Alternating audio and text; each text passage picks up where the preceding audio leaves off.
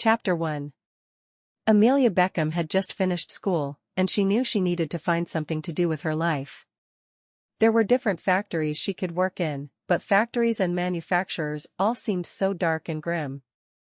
And Amelia was sunshine on a stick. She loved the world and the people around her. She wished she could take all the people of the world into her arms to keep them safe. As an orphan who had been left at the Beckham orphanage in Beckham, Massachusetts as an infant, she had less time to make up her mind than others did, but surely there was a place for someone who had never met a person she hadn't liked in the world. She considered every stranger a future friend.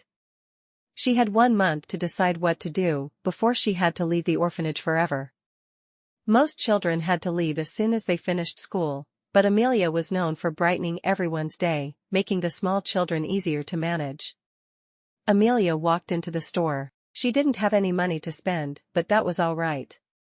She simply loved being around people, and the store would have people. Once inside, she wandered around the big general store. She looked at the different fabrics, imagining how lovely it would be to have new clothes to wear instead of the patched donation clothing that the orphanage received. She stopped in front of the bulletin board, surprised she'd never seen it before. Perhaps there would be a job or a room for rent. Hopefully, both, because if she didn't have a job, she couldn't pay rent on the room. Oh, it seemed like such a glorious opportunity. She was sure there would be something there for her. As she looked over the different notices, she found someone who was looking for a mother's helper, which sounded like a truly glorious job, but it only paid 15 cents per day, and she wouldn't be able to afford a place to stay. She kept looking, and finally she came across an ad for mail-order brides. What a wonderful idea! She could brighten up a lonely man's life, and she knew she would find true love. How could she not? She liked everyone, and she was certain everyone liked her. How could they not? She was a dose of pure sunshine, to brighten any day. She looked at the ad again to get the address to report to, and she left the store, walking the short distance to Rock Creek Road, to talk to Elizabeth Tandy. Everyone in town knew of the Tandys as they were one of the wealthiest families around, but Amelia had never had the pleasure of meeting Mrs. Tandy, who was said to be a wonderful person. She knew they'd get along, because she got along with everyone. She walked to the door and boldly knocked, a smile on her face for whomever came to the door. A tall blonde man was there, and Amelia looked up at him. "Hello. I'm here to see Elizabeth Tandy about becoming a mail-order bride. I cannot wait to move to the West and bless a man with my presence." He opened the door wide for her to step inside. "Your name, miss?" "I'm Miss Amelia Beckham," she said proudly. The man nodded, taking her to the last door on the left, and opening the door. "Elizabeth, I have a young woman here who would like to be a mail-order bride." Elizabeth stood. "Come in." Amelia walked in, and when the man didn't introduce her, she introduced herself. "Hello, I'm Amelia Beckham, and I'd like to be a mail-order bride. I imagine the journey this will take me on will be one I remember for the rest of my life." "Do you usually send brides on trains or stagecoach?" "I think I'd rather take a train because I've never been on one." Mrs. Tandy smiled. "Usually by train. Have a seat." Amelia sat down on the sofa across from Mrs. Tandy's desk. "I do hope you have someone who is willing to receive a bride soon. I only have a month before I have to leave the orphanage, and I would like to not have to move twice. Of course, I have nowhere to move here, but that's neither here nor there. I do think I have someone for you." "How do you feel about hot summers?" "Oh, they're glorious. I can swim and garden and just be outdoors." "All right. First, how old are you?"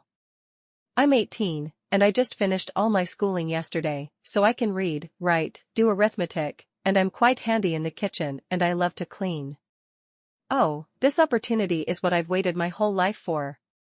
Elizabeth smiled. "All right. Then let me give you this letter. Dear prospective bride, I hope this letter finds you well. I write this under the dim glow of my lantern in the late hours of the Texas night. My name is Anthony, and I'm a man of 30 who has experienced much more than his fair share of life's bitter truths. Life has dealt me a harsh hand, leaving me a widower with 2 young sons to raise on my own. Samuel is 6 and Ethan is barely 4, both are as rambunctious as young colts. They are the light in my otherwise dreary existence, their laughter echoing in our humble home nestled amidst the vast wilderness. Now, I won't sugarcoat my words or paint a picture prettier than it is. Life here is tough, the work is hard, and leisure is a luxury we can seldom afford. But it's a living, and it's the only one I've got to offer. My wife's absence has left a void in our lives, particularly in areas that I, as a man, oftentimes, find myself ill-equipped to handle. I need a woman's touch in my house, someone who can manage our humble home, prepare meals for my boys, and keep things clean. Now, I may come across as gruff and perhaps a bit too straightforward, but I believe in honesty. Besides companionship, I seek physical intimacy that only a wife can provide. It's been far too long since I've known the warmth of a woman, and I yearn for that closeness again. I make no grand promises of undying love. I am a simple man with simple needs. But I promise you a stable life, a roof over your head, and a place in our small family. If you are a woman of strength, not afraid to roll up her sleeves and face the challenges of frontier life, I encourage you to respond. Perhaps together, we can carve out a decent life in this wild land. I eagerly await your response. Sincerely, Anthony. As Amelia read the letter, she could imagine just how much joy she could bring to Anthony and his children. He's perfect. May I write him back? Elizabeth pushed a piece of paper, a pen, and an inkwell toward the girl, watching her as she wrote her letter of response. Dearest Anthony, the words of your letter are resonating in my heart. It is a quiet day here in Massachusetts, and as I pen these words to you, I am filled with a sense of hope and anticipation. My name is Amelia, and though I am but 18 summers old, life has taught me lessons far beyond my years. I am an orphan who has never known her family. Yet, I have always found joy in the smallest of things, the rustle of leaves in the wind, the laughter of my friends at the orphanage, the simple pleasure of a warm meal. I have learned to embrace life with all its challenges and celebrate its small victories. The honesty in your words, the rawness of your needs, the promise of a new beginning, it all beckons me toward you and your little ones. I may not have the experience of managing a household of my own, but what I lack in experience, I make up for in enthusiasm and a willingness to learn. I can cook, clean, and most importantly, I can care. I can be the nurturing presence your boys need, the companion you seek. The thought of physical intimacy is indeed daunting to a young woman like me. However, I trust that you, being a man of more experience, will guide me with patience and kindness. Together, we can explore this aspect of our relationship with mutual respect and understanding. Anthony, I assure you, I am not one to shy away from hard work or challenges. The promise of a life filled with honest work, shared responsibilities, and the companionship of a family is more than an orphan like me could ever dream of. I am ready to embark on this journey with you, to share in your days, to be a part of your family. I hope that my words bring you comfort and a sense of anticipation for our shared future. I await your reply with bated breath and a hopeful heart. Yours sincerely, Amelia. As she signed her name with a flourish, Amelia knew that she was doing the right thing. This man and his children needed her, and she couldn't wait to be right there with them, ready to take on the world as part of a family and not just some lost orphan. I'll get this mailed off in the morning. If you don't mind, I'll suggest you respond by telegram so we can get you off to Texas before your 30-day deadline is up. What a wonderful idea. Will someone tell me when you've received his response? I'll send my husband to tell you. He's the one who answered the door. There was a soft knock at the door, and Mr. Tandy came inside the room, carrying a tray of cookies and lemonade. Please stay and share a treat with me. Amelia smiled and nodded. We don't get sweet treats often at the orphanage. The matron is always worried we'll have to have our teeth seen to. I see. Elizabeth poured them each a glass of lemonade, and she put 2 cookies on each of the 2 plates provided. Tell me, Amelia. Do you have any Sunday dresses? Amelia looked down for a moment. No, I don't. This is my only dress. Should I have something nicer to go to Texas? Elizabeth frowned. I have some fabric here that was given to me by a young lady who was about to go west to marry. She had more than anyone could possibly need and said I should use what's left for someone who could use it. And you're going to let me have it? Oh, Mrs. Tandy, that is the most wonderful charitable thing I've ever seen anyone do. Thank you so much. I don't care if it's the ugliest color in the world. I'll wear it with pride. Elizabeth smiled. I think the fabric will suit you nicely.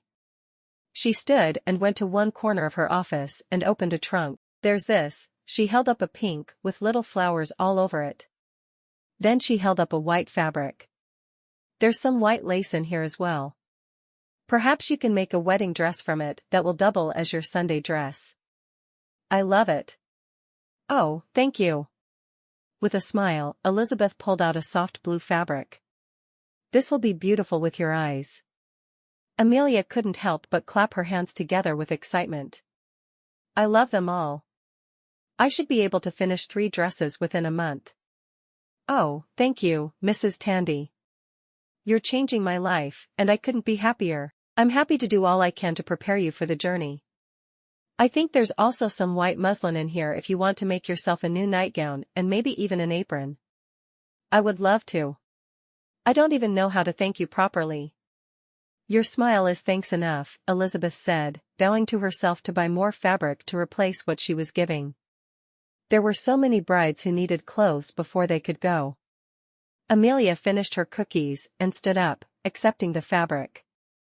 I need to go get to work, she said, excitedly. I have plans for my future and fabric for pretty dresses. It's like my whole world changed for the better when I saw your advertisement at the store.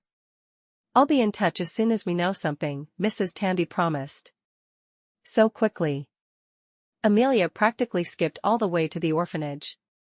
The girls were in one large room and the boys in another. There was a parlor for quiet play or work, and a kitchen. There was a single bedroom downstairs where the matron stayed. Everyone else who worked at the orphanage was a volunteer. She hurried straight to the kitchen, where the matron was cooking their supper. Mrs. Mitchell. Mrs. Mitchell. Mrs. Mitchell turned with a look of annoyance along with a look of humor. Yes? I'm going to Texas to be a mail-order bride. And Mrs. Tandy gave me enough fabric to make myself 3 new dresses, a nightgown, and even an apron. Mrs. Mitchell looked relieved. Oh, that is wonderful news. I'm so excited. And I'll use as little fabric as possible, and perhaps there will be enough left for a dress or 2 for the little ones. You always think of others, which is one of my favorite things about you, Mrs. Mitchell said. She'd been at the orphanage for 3 years, and while at first, she'd seemed annoyed at how excited about everything Amelia tended to be, she had grown to love her.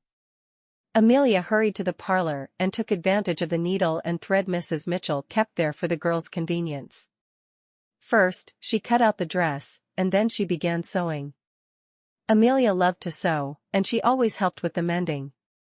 There was enough fabric from the first dress for another girl her size. Now she had to sew even faster, so she could finish a dress for her friend, Heidi, who had always shared a room with her. She sewed until supper and then helped with the dishes, which was one of her chores for the week, before she went back to sewing. 3 weeks later, when Mr. Tandy came to give her the train ticket for her trip to Texas, all the dresses were done, as well as her new nightgown and an apron that would completely cover the front of her dress.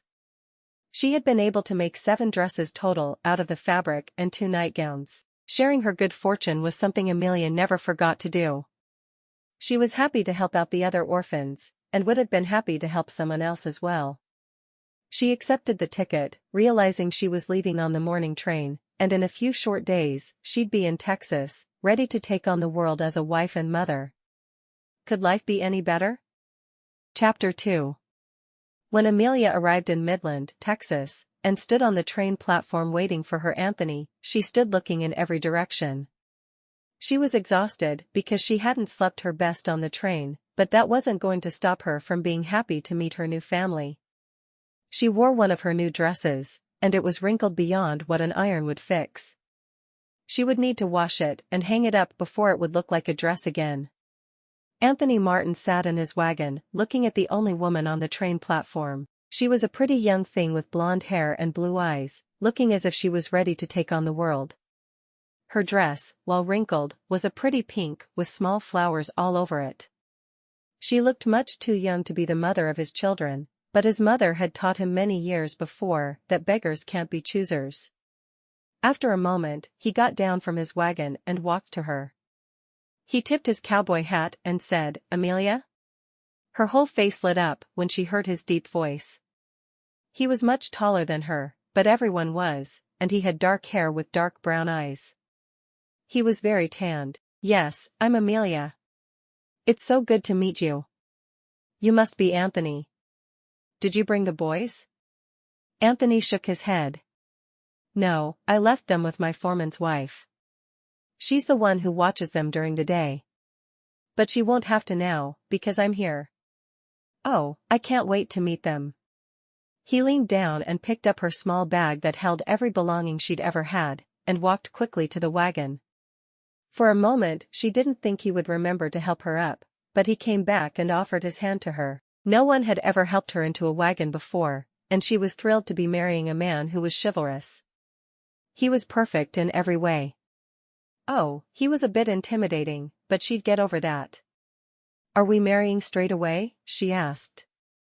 She hoped there would be time for her to change into the dress she'd made to be married in. He nodded. "Pastor is waiting on us. I'm glad your train was on time, because I need to get back out to the ranch as soon as I can. A few of our herd ended up on a neighbor's land last night, and my men and I are doing our best to find them all." Without asking, she knew the answer would be no if she asked for time to clean up and change clothes, but that was fine. If he'd only seen her as she was, he would be more impressed to see her later. "So you're a rancher?" He nodded. "I'm a rancher and a fourth-generation Texan. My great-grandfather died at the Alamo," he said. She wasn't certain why he sounded so proud to tell her how his great-grandfather had died, but she smiled and nodded. "I've never even been out of Beckham, Massachusetts before this." He nodded. "You'll find that even though we Texans are Americans as well, we have our own identity. Having been our own republic for a time makes us mighty proud to be who we are." "Tell me about your boys," she said. She couldn't wait to meet them and love them and feed them. "Oh, being a mother must be the best thing in the whole wide world." He nodded. "Samuel will be 7 by the time school starts, so he'll start attending our small country school in September. Ethan is pretty quiet. He's a good kid, but he misses his mother almost as much as I do." "How did your wife die, if you don't mind my asking?" He minded. But he felt she needed to know about him and his boys. "She got sick, and by the time I got home with the doctor, she was gone. Doc thinks it was Russian flu, but without her being alive to question, he's not sure. She died in February, and I will always miss her." "Of course, you will," she said, expecting nothing less from him. "You won't mind if I talk to the kids about her then?" he asked. "Of course, you should. Tell me about her, and I'll talk to them about her too. If not for her, we couldn't be forming a family now." He gave her a strange look as he stopped the wagon. Helping her down, he went to a small house behind a church. "Parsonage is back here. Pastor is expecting us." Amelia nodded, following him to the church. "I was raised in a church-run orphanage," she said. "It was lovely there. We always had friends to play with and things to do. Even chores were fun when we were doing them with friends." "Did all the orphans feel that way, or just you?" he asked. He'd never heard of an orphan who had loved their life in the orphanage. Without waiting for her to answer, he knocked on the door. "Probably just me. But I loved it there. I can't think of a better way for children to grow up." He nodded. All right. She'd clearly lost her mind, and he was marrying a crazy woman. He just hoped she could really cook and clean. Maybe her insanity was a type that could be treated. The pastor's wife came to the door, smiling. "Do you have time for your bride to freshen up a little?" she asked Anthony. He shook his head. "I'm afraid I don't. We lost some of our herd last night, and I need to be with my men hunting them down just as soon as I can be." She patted his hand. "The life of a rancher." She swung the door wide. "Come in, I'll get Bob. Pastor Bob's wife scurried away to get her husband, leaving Anthony and Amelia in awkward silence. How long is the drive to the ranch? Amelia asked. She hated to hear only quiet around her. She hoped she'd have a lot of friends nearby when they did get there. Only about an hour, he said. We have a school and a church there, so we don't always have to drive into town, but I wanted us to be married as soon as possible. He was still half convinced she'd change her mind. Who would agree to be a wife to a man who lived so far from the nearest town? Pastor Bob came in, straightening his tie. I appreciate you stopping by on the way to the train station to let me know you'd be coming for a wedding. Anthony nodded. Seemed only right. The wedding was incredibly short and very simple. To Amelia, it felt as if the whole world opened up when they spoke their vows, but Anthony seemed unmoved. That was all right though. She'd teach him. Instead of kissing her mouth, he kissed her cheek, which was a bit disappointing until Amelia realized they would have their first kiss in private, where it would be so much more romantic than a forced kiss in front of strangers. As they walked back to the wagon, she felt as if she was too happy to walk on the ground. Her feet were on the air, instead. He helped her back into the wagon. I picked up some supplies before I went to the train station, he told her. You should have all the basics. If you need me to purchase more, just let me know. Is the closest store here in Midland? She asked. Yup. How did Midland get its name? She asked. Do you know? Surely that would have him talking more. She loved hearing his voice, which was low and almost gravelly. I do. Midland was established in 1881 as the midpoint between Fort Worth and El Paso, both of which are important Texas cities. They called it Midway for a bit, but when we got our first post office here, they changed the name to Midland because there are already other cities called Midway in Texas. Have you lived here long? She asked. He shook his head. I was raised not far outside of Fort Worth, but there was free land for the taking out here, so I started my ranch here. Moved in 1890. That makes sense. Was your father a rancher? Yup. Have you always wanted to follow in his footsteps? She asked, trying to keep him talking. Yup, Pa was one of the most prominent ranchers in the area, and he told me if I wanted to ranch, he'd start me out with 100 head of cattle. With money I'd saved over the years, I hired 2 men, and the 3 of us drove them from Pa's ranch to here. I'll never forget that he gave me my start. That's really good that he helped you out so much. Your first wife, did you meet her here? Mary? Yup. I saw her in church the first Sunday I was here, and we started courting right after that. Took me 2 years to convince her Pa she needed to marry me, but he finally agreed. What do the boys like to do? Amelia asked. Oh, usual boy stuff. They like to run around outside, often with no clothes on. They like to eat. She smiled.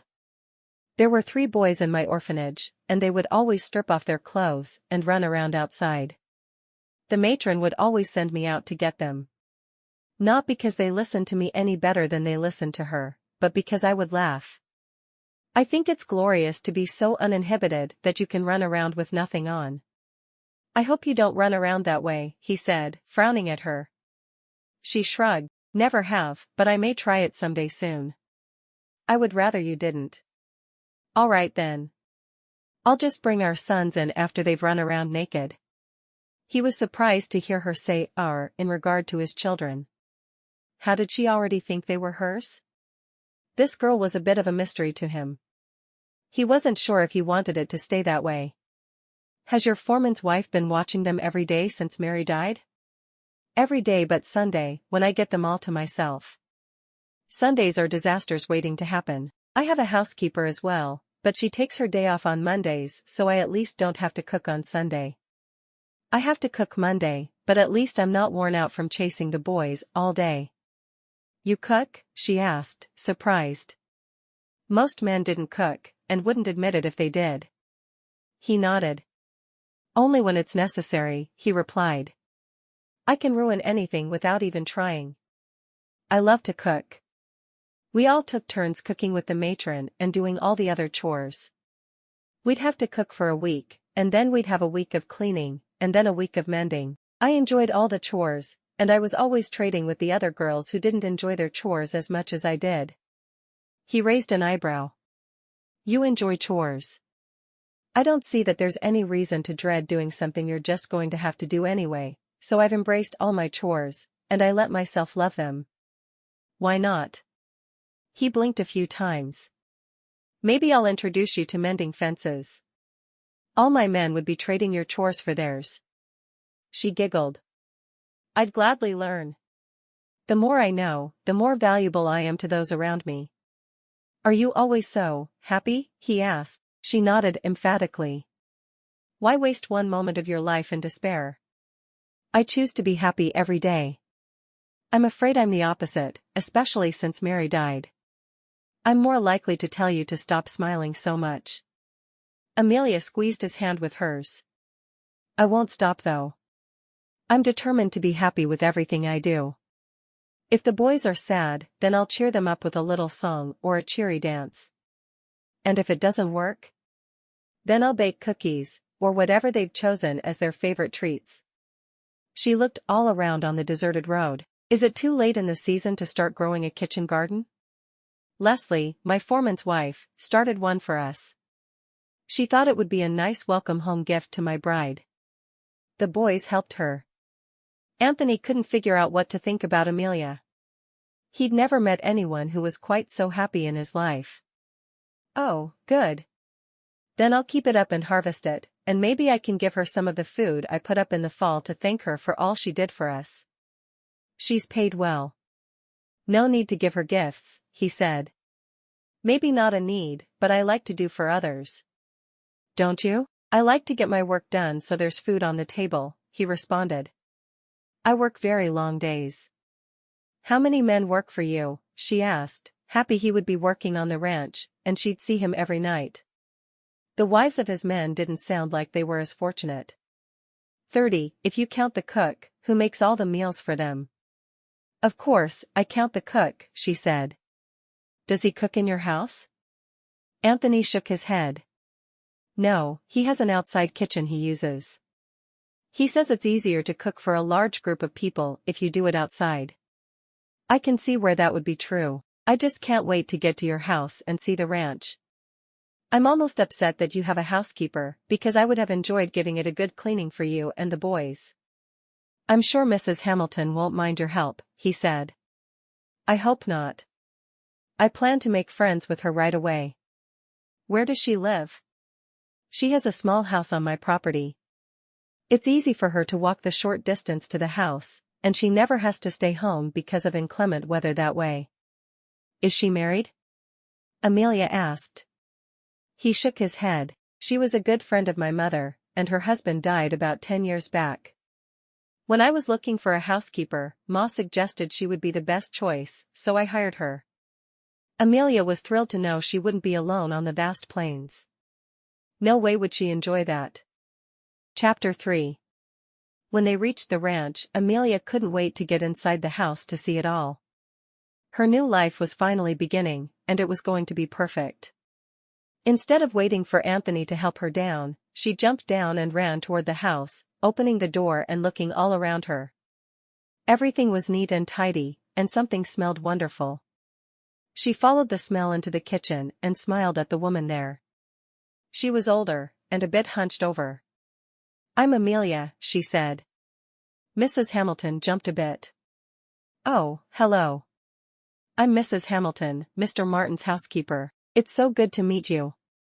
Supper smells delicious, Amelia said. What are you making? The men's cook is making a few briskets for the men, so he's going to bring some meat over for us. I am making potato salad and baked beans to go with it. I can't wait to try it. Where are the boys? Mrs. Hamilton couldn't help but smile then. They're with Leslie, the foreman's wife. If you can give me a minute to wash my hands, I'll walk you over and introduce you. Amelia clapped her hands. Oh, I would adore that, Mrs. Hamilton. I've been dreaming of the day I would meet Anthony and his precious boys for almost a month, and I'm not sure I could wait another minute. I'm glad that you're excited. I must warn you that little Ethan is still very much in mourning for his mother. Nothing seems to cheer him up, even a little. That's so sad. I hope I can get him to smile soon. You seem like a very happy person, Mrs. Hamilton said to her. Oh, I am. I try to look at the bright side of everything that happens around me. When I can choose to be happy, there's no reason for sadness or anger, Amelia said, happy to see the woman was finished washing her hands and they could finally go and meet the boys. Mrs. Hamilton led Amelia to the back door, and the two of them set out on the short walk to the foreman's house. Mrs. Hamilton pointed out as much as she could along the way. The foreman's house is up in the distance, she said. The boys may be playing outside, but it's most likely they're inside to try to escape the heat. Amelia smiled. I'll have to teach them to swim in the horse trough. Mrs. Hamilton burst out laughing. I'm not sure that's a great idea, she said. It's not nearly deep enough to swim there, and water is scarce in these parts. I love your accent, Amelia said with a smile. You sound just like someone from Texas should sound. I don't know about that, but I'm glad it pleases you. Mrs. Hamilton stopped for a moment. Looks like the men found another of the lost calves, she said. I don't know how they managed to get out. They probably just didn't know they were supposed to stay here, and there was land over there to explore, Amelia said, looking out to see the calf led back to the barn with a rope. Don't they graze all summer? Most do. But the calves need to stay close to the heifers to eat. And those went very far from their mothers. I hope we don't find out that someone deliberately took them or let them go. That wouldn't make Mr. Martin happy at all. Does that happen? Amelia asked. Oh, all the time, but it's never happened here. I'm probably worried for nothing. As they got to the house, Mrs. Hamilton introduced Amelia to Leslie. It's so good to meet you, Leslie said. The boys are both napping, but I'll send them home as soon as they wake. As much as she wanted to meet them immediately, she nodded. That would be fine. I'm just very anxious to meet them and didn't want to wait. Leslie laughed. They'll be just the same, but in a better mood when they wake, she said. Ethan's having a bit of a hard day, so I hope that having a new mother will help him through that. I don't think Sam's really sleeping, but he lays down with Ethan often, so Ethan will rest better. It sounds like Sam is a wonderful big brother. Amelia said, proud that Sam would be working so hard to help his brother. Leslie shrugged. He's a big brother. He helps when he can, and he picks on him the rest of the time. He thinks it's his job to make sure that Ethan does as he's told. I can't wait to meet them both. Thank you so much for sending them home when they wake. Do you think you'll start keeping them at home tomorrow? Leslie asked. Amelia nodded. I do believe I will. I want to spend just as much time with them as I can. She nodded to Leslie's swollen stomach. I'm sure you could use the rest before your little one is born. Leslie smiled, patting her belly. It's my first. Oh, I'm sure you'll love your baby just as much as I love Sam and Ethan. You'll understand when you're a mother. Amelia didn't notice the odd look she was receiving from Mrs. Hamilton and Leslie. She was too busy talking about how much she loved her boys.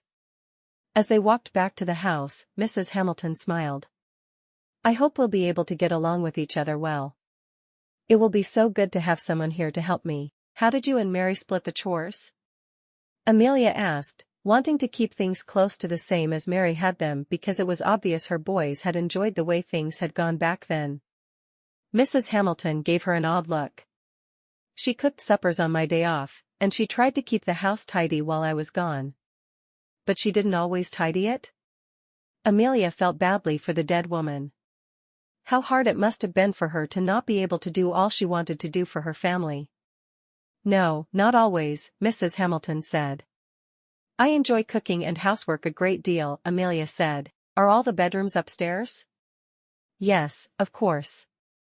Then why don't I keep the upstairs and the bedrooms clean and tidy? I can help you cook, take care of the boys, and help sew for them of course. If I finish the upstairs before you get all your work done, I'll come down and do it. Do you cook breakfast, or do I? I do. Then let me cook suppers. I cannot imagine never cooking. You have to let me have a turn. Mrs. Hamilton nodded. Would you rather do breakfast? Then you can get the meal cooked before the boys are up, and they won't be underfoot. I could spend more time with the boys if I let you do supper, right? I'm sure you'll get plenty of time with the boys either way, Mrs. Hamilton said. They're a full-time job, just the two of them. Then I'll take breakfast. And when the boys and I make something sweet in the kitchen, we'll clean up our own mess. It's hard to cook in the house in the summer, Mrs. Hamilton warned. We have a fire pit outside I often use for roasting meat or making stews in summertime. Oh, that sounds very handy. Should I cook in that for breakfast? Mrs. Hamilton shook her head. There's no need. As long as the windows are open, most of the heat will dissipate from the house for breakfast. It's the other meals that are too hot. When they got back to the house, Amelia noticed the bag with her belongings on the front porch. You don't have to go up with me, but if you could tell me which room I'll share with Anthony, I'd appreciate it. Mrs. Hamilton smiled. I can go up the stairs with you. Oh, no need. I can explore and find the right room. Amelia didn't wait for the older woman, but she sprang up the stairs and found what must be Anthony's room at the top of the stairs. She peeked in the other rooms to see the boys' beds made perfectly. She would have to start teaching them to make their own beds the very next day. In her experience, boys did not make beds perfectly. When she walked into Anthony's room, the bed looked so inviting. It had been almost a week since she'd slept in one, and that felt like forever. But instead of giving in to her tiredness, she put her bag on the bed and began unpacking it. Her dresses all needed to be ironed badly, so she didn't hang them in his wardrobe, but she put her brush on his dresser, and laid her nightgown on the bed, so it would be ready for her to put on when it was time.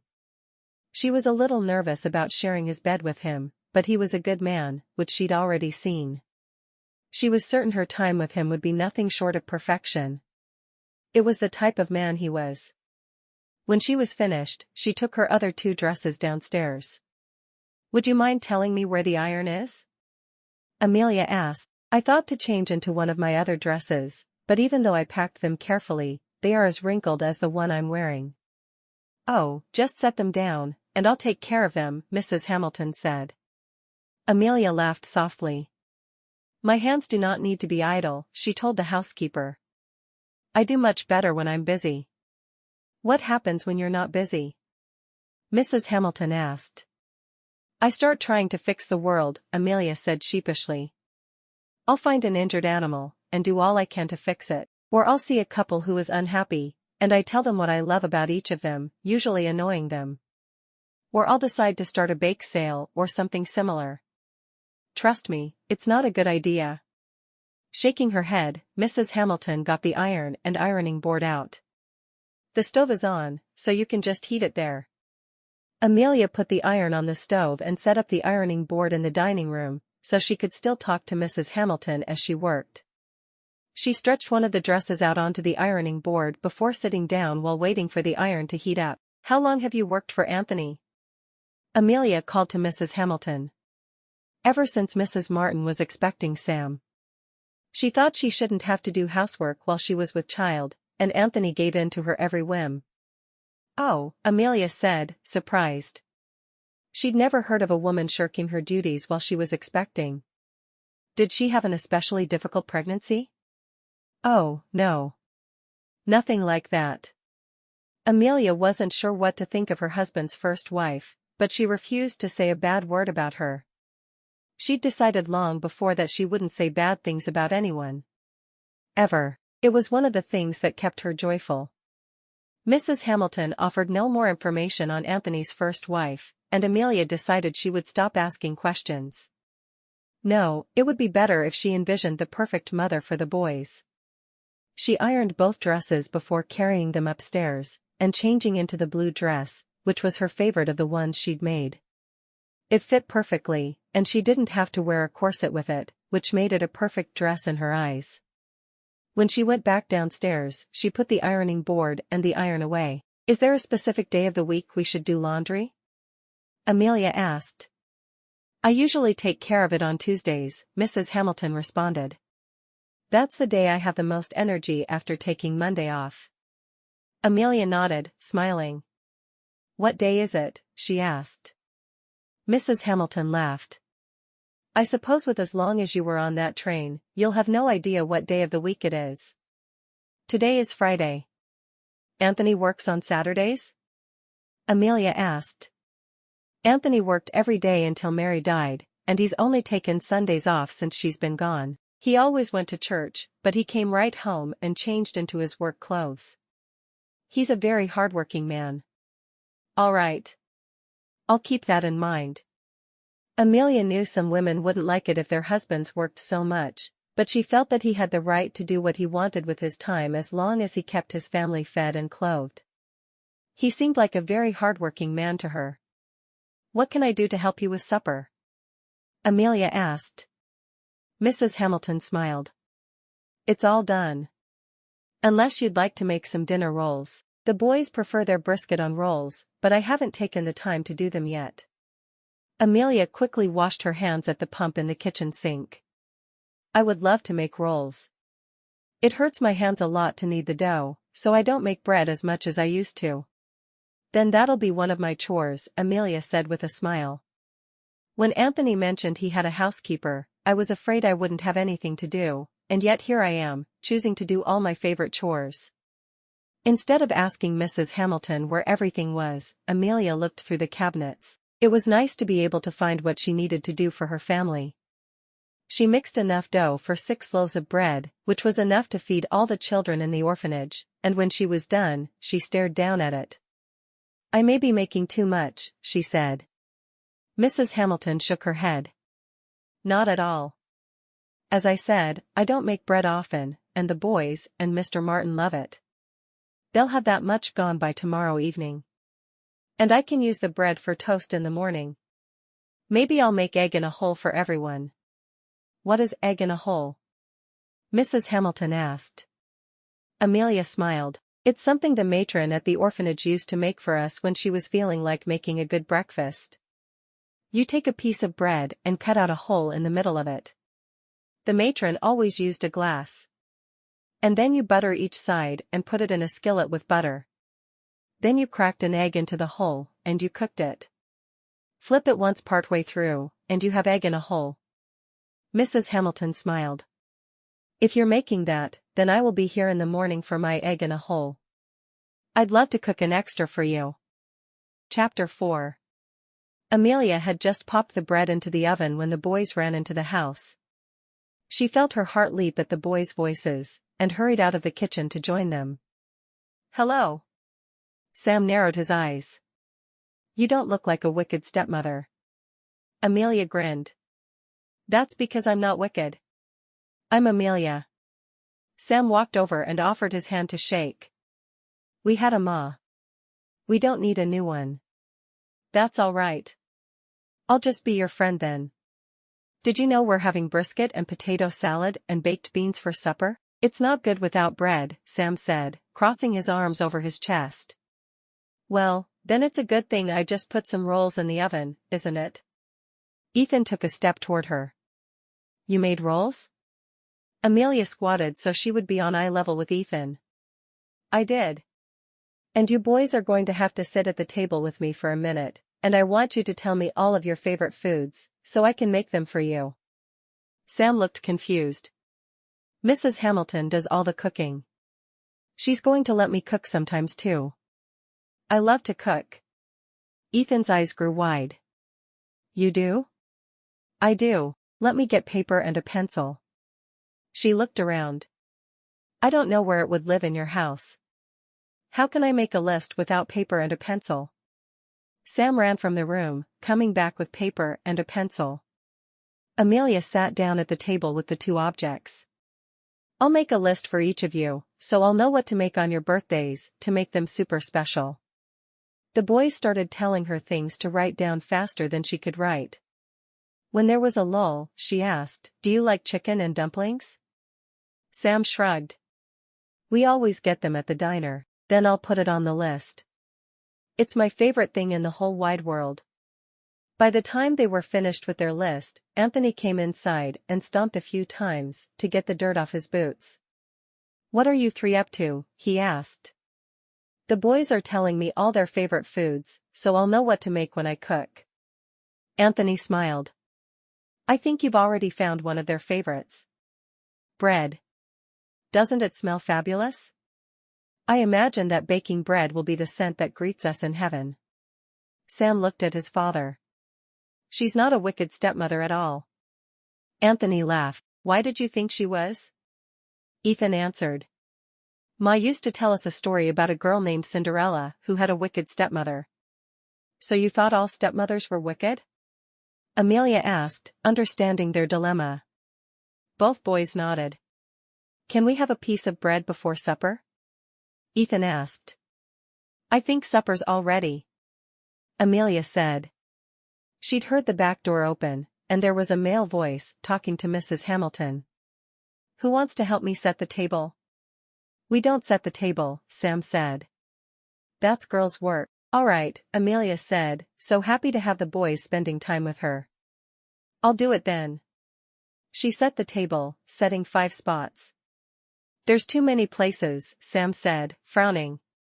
"I can help you count." "No, there's one for me." She held up 1 finger, 1 for your pa, 2 fingers, 1 for Mrs. Hamilton, 3 fingers, 1 for each of you, 5 fingers. "I think I counted just right." Sam looked at her. "Mrs. Hamilton doesn't eat with us." "Well, I think she should," Amelia said. "Do you two want to eat all alone?" "No, ma'am," Ethan said, shaking his head and making his dark brown hair fly about his head. "Then don't you think we should invite her to eat with us?" Amelia asked. Sam looked at his father, who smiled and nodded. "Who's going to ask her?" "We are," Amelia said. "Come on, boys." She took their hands, and they went into the kitchen. "You'll eat with us, won't you?" Mrs. Hamilton looked surprised. "I don't think that would be proper," she said. "Why not? We're all one big happy family, aren't we?" Amelia asked. "We want you to eat with us," Sam said. "Please?" Ethan said. Mrs. Hamilton smiled and nodded. "And your new ma told me what she's going to make for breakfast, so I'm going to come over and eat breakfast in the morning." The boys looked pleased and then tore away from Amelia to go to their father. "Mrs. Hamilton is going to eat with us, because we're one big happy family," Sam told him. Anthony laughed. "That sounds very nice, doesn't it?"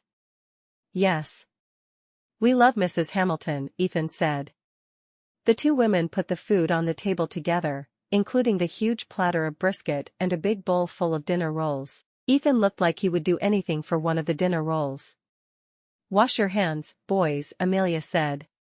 The boys ran to the back of the house. "Why are they going back there?" she asked. "You haven't spent much time looking around the house, have you?" Anthony asked. "No. The boys can reach the sink easier in the bathroom than they can in the kitchen, so they went there." Anthony walked into the kitchen and washed his own hands. "This all looks delicious." "Whose idea was it to make rolls?" "Amelia's," Mrs. Hamilton told him. "And she made loaves of bread for tomorrow as well. And the boys love her already," Anthony said, shaking his head. "How did you manage all that so quickly?" Amelia shrugged. "I just know they're my children now, so I treated them like I would treat any child I loved." Anthony was continually amazed by how kind his new wife was. He'd never met anyone quite like her. They all sat down together as a family, though Mrs. Hamilton seemed like she felt out of place. "Let's hold hands as we pray," Amelia said. All of them gripped each other's hands, and Anthony thanked God for the food and for bringing Amelia safely all the way from Massachusetts. As soon as the prayer was over, both boys grabbed rolls, and Anthony surprised Amelia by grabbing 3 for himself. They turned the brisket into little sandwiches, so Amelia followed suit. There hadn't been a lot of beef served at the orphanage, and she was glad to see how they ate it before making a fool of herself.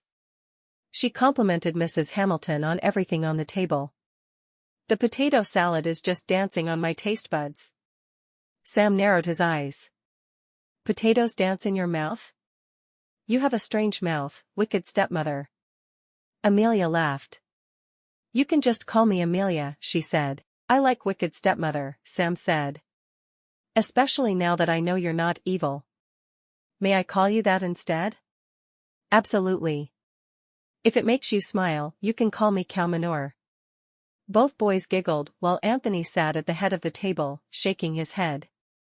He'd never seen a woman so good with children she didn't even know. We were able to find all the missing calves, he said. Were only the calves missing? Mrs. Hamilton asked. That makes me feel like someone stole them. Anthony nodded, sighing. I wanted to believe that no one in this area would do such a thing, but it happened. I can't believe it was Mr. Lopez next door though. It had to be someone else. Perhaps someone who wanted me to think it was him. Maybe, Mrs. Hamilton said, but she looked unconvinced. Whoever it was, I'm going to have a cowboy on watch all night every night. One of them even volunteered. He said he likes it here when he's alone at night. I can't argue with that. Perhaps I could make a cake and take it to Mrs. Lopez and talk with her about what happened, Amelia said. Surely it can't be the neighbor. I don't know what to say to that, Anthony said. For now, stay home. You need to get to know the boys better and settle into your role here. Amelia nodded. I'll be making breakfast in the mornings so I won't miss cooking too terribly much, she said. I'm glad you enjoy cooking so much, Anthony said with a frown. She shrugged. I always have, and I'm sure I always will. Though I'm glad I'll have someone else who will cook as well, Amelia said. Having a housekeeper is more than I ever dreamed possible. We'll split the work as best we can, but if one of us is sick, the other can take over easily. By the time the meal was finished, Anthony realized that he really had gotten a good wife. Of all the orphans in the world, he'd gotten the one who would give you the shirt off her back if she thought it would be helpful. She jumped up to help Mrs. Hamilton when it came time to do the dishes. Do you want to wash or wipe? I'll wipe, Mrs. Hamilton said.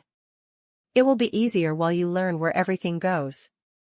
Amelia nodded. Sounds good to me.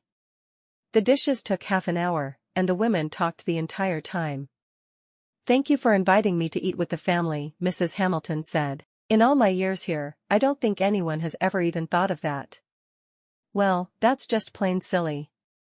I'll expect you at the table for every meal, and I really will make you 2 eggs and holes tomorrow. It sounds delicious. I will eat them with a smile on my face. Mrs. Hamilton paused for a moment. I'm glad you were the one to answer Mr. Martin's letter and come here. You're going to be very good for this family. I hope so. I want them to have the best lives they can. Amelia lowered her voice. Ethan was much more talkative than I expected. I think that's because of the bread. You wouldn't believe how much those boys like bread, but my arthritis just doesn't let me make it very often anymore. I'm happy to be the bread maker in the family. What else can I take off your plate? Amelia was already planning to do the laundry on Mondays, so Mrs. Hamilton didn't have to. She seemed much too old to be doing as much as she did. Mrs. Hamilton shook her head. That and you cleaning the upstairs will help me so much. I cannot believe how much you're willing to do. Well, they're my family, and I love them. You met them today, but I've known of them for a month, and that's plenty long enough to fall in love with them, wouldn't you say? I suppose that's true, Mrs. Hamilton said. Thank you for being willing to work alongside me, instead of just ordering me around. Of course. Anthony said you were his mother's friend, so you're part of the family, and you'll be treated as if you are. Thank you, Mrs. Hamilton said, a tear in the corner of her eye. I think you are just what Anthony and the boys need. Maybe they won't see it right away, but I do. Thank you. I can't think of anything you could have said to me that would make me happier. I'm so glad you're here. Once the dishes were finished and the kitchen tidied up, Mrs. Hamilton walked to her house, which really was only a short distance away. Amelia stood outside and watched her until she entered her home, worried that something could happen to her in that short distance. When she went back inside, she joined Anthony and the boys in the parlor. Anthony was reading an almanac, and the boys were playing with blocks and wooden trains on the floor. "Dishes are done," she said as she joined the others. Anthony looked up from his book, and the boys stopped what they were doing, all of them seeming to wait for her to entertain them. She was happy to do so. "Texas sure is hotter than Massachusetts. I can't believe it's this hot in June. I don't want to think about how it will be in July and August." Anthony sighed. "I'll tell you how it will be. Hot." Amelia sat on the sofa beside Anthony. "How does everyone manage with the heat being so bad?" He shrugged. "We sweat a lot. When I built this house, I made sure that I added as many windows as I could to help the breeze that will come through and cool us a bit. I tend to take a bath right before I go outside to start working, so I'll start out as cool as I can." "And the boys?" she asked. "They don't mind the heat as much as we adults do. When they get too hot, they go to the bathroom, fill a bucket of water, and dump it on their heads. That's Sam's favorite thing to do in the summer." She laughed. "I'll help." Sam looked up at her. "Really?" "Really, I may even dump a bucket of cold water on my head." She couldn't believe how appealing the idea sounded. "At least out here, we have a dry heat. Back in Fort Worth, it was so humid it felt as if we'd die in the same heat. That isn't too terrible out here." Anthony shrugged. Of course, there were more lakes, streams, and rivers there to jump into. That makes sense with it being a more humid area. "Are you happy living here?" Anthony nodded. "It's been harder since Mary died. She did most of the care for the boys, and I sometimes feel I don't know what to do with them." "I can understand that," Amelia said. "Your whole life changed when she died, and so did the boys. It has to be harder without a mother." "I wouldn't know because we only had matrons in the orphanage, and if one left, there was another right there to take her place, but that happened a few times. They would always have new rules, and the whole house would be confused for a bit, but we'd get used to it." "How many children were in the orphanage?" he asked. "Just 20. There were always 10 boys and 10 girls. I was only a day or two old when I was left there, so I don't know of any other way of doing things. But I do know the rules I favored and the other children liked. So I think I can make up good rules for your family too." Sam looked at her. "We don't like rules." She laughed. "But you need them." "No, we don't." He turned back to the wall he was building, looking a bit put out. "Maybe you are a wicked stepmother after all." Chapter 5. When it was bedtime for the boys, Amelia took them upstairs and helped them change into their sleep shirts. "Do you want me to tell you a story?" she asked. She'd always loved making up stories, especially for children. Sam nodded. "But not Cinderella or Snow White. We know those stories. And we don't like Hansel and Gretel either." "Did your mama only tell you stories about wicked stepmothers?" Amelia asked, shaking her head.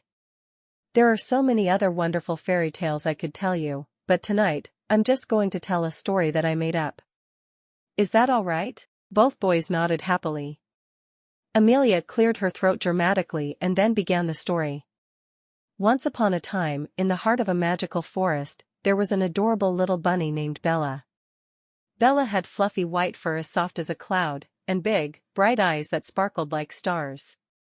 But what truly made Bella special was her heart. It was as warm and radiant as the sun itself.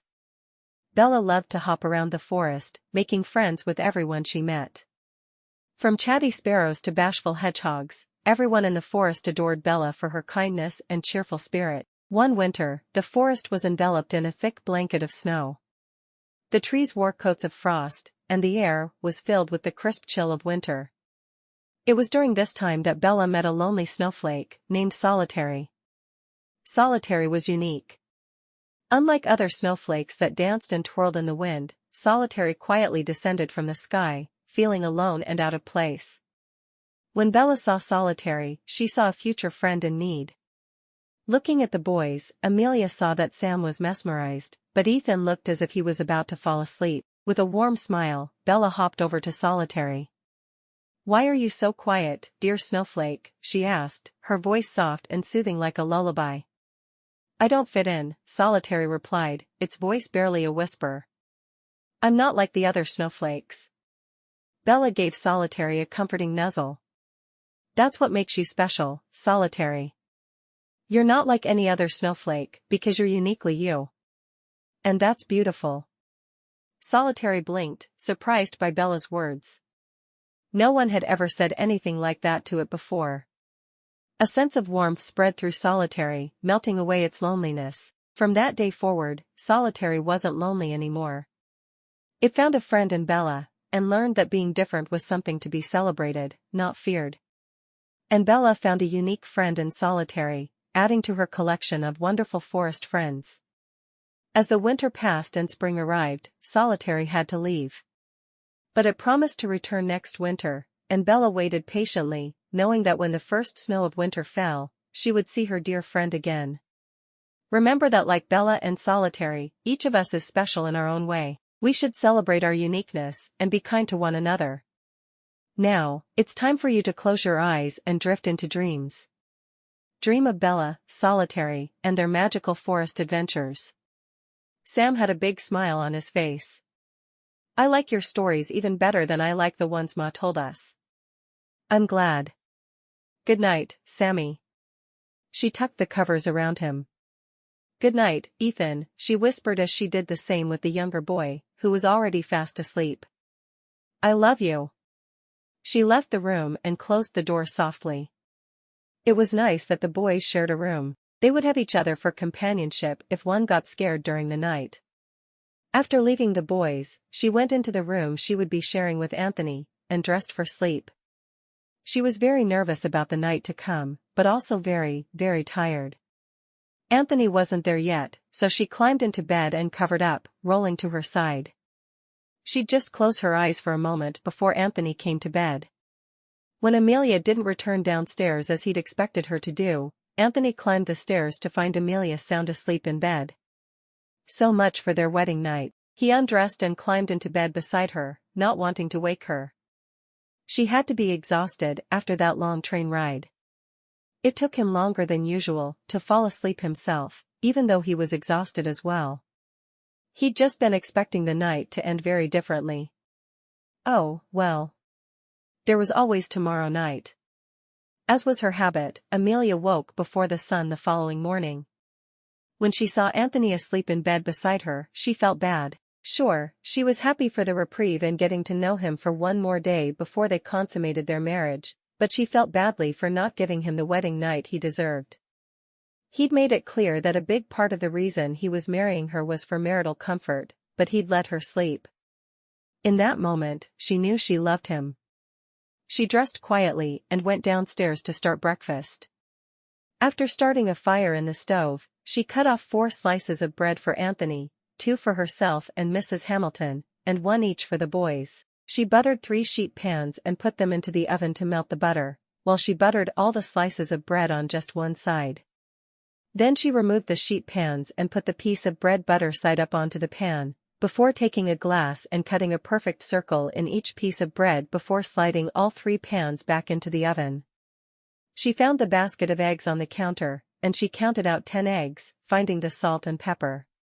Removing the sheet pans from the oven, she flipped each piece of bread, and put them back in for 2 more minutes. After the 2 minutes were up, she removed the perfectly round circle from each of the pieces of bread, set them onto a clean plate for everyone to use to dip into the egg yolk. Then she broke an egg into each of the holes, being sure to salt and pepper each of them. Looking out the window, she could see Mrs. Hamilton coming toward the house, so she stuck the first sheet pan full of her concoction into the oven. When Mrs. Hamilton stepped inside, she said, "Oh, that smells wonderful. No one else is up yet, so I'm just making ours. It'll be ready in a couple of minutes. Have you put the coffee on yet?" Mrs. Hamilton asked. "Oh, I didn't think to. I'll do it. Mr. Martin and I are fond of our coffee in the mornings." Mrs. Hamilton immediately got out the coffee pot and started the coffee. When Amelia removed the eggs from the oven, she popped 2 onto each of 2 plates before adding 2 toast circles to each as well. "Shall we have our breakfast?" she asked. "I'll start the rest of the eggs when our men come down." Amelia sat with Mrs. Hamilton eating her breakfast with a glass of milk from the icebox. As soon as the coffee was ready, Mrs. Hamilton got herself a cup, and Amelia heard footsteps on the stairs. Looking up and seeing Anthony, Amelia got up and put his eggs into the oven, pouring him a cup of coffee. "The eggs need a few minutes," she told him as she came out of the kitchen and saw him sitting at the table. "I didn't know when you'd be up, and I was afraid they'd get cold." She put his coffee on the table in front of him. "Happy to have the coffee," he said, taking a sip. He looked curiously at the food she still had left on her plate. "What is that?" "I call them eggs in a hole. The matron found the receipt in the Boston cookbook, but they were called eggs in a hat.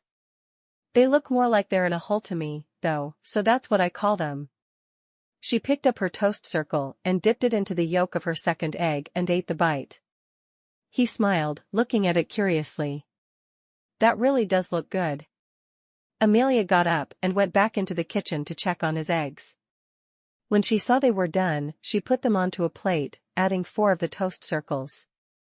Putting them in front of Anthony, she smiled. "I do hope you'll enjoy them as much as I do."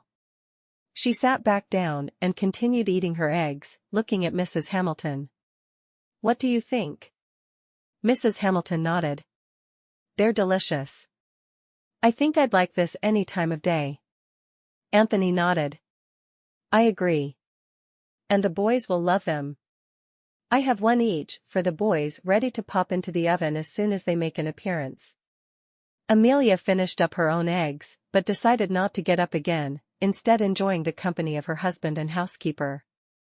"The only way they'd be better is if we had bacon to go with them," Anthony said. "I do love bacon." Amelia nodded. "I didn't think of that. At the orphanage, we felt blessed to have eggs or bacon with our breakfast. I don't remember ever having both."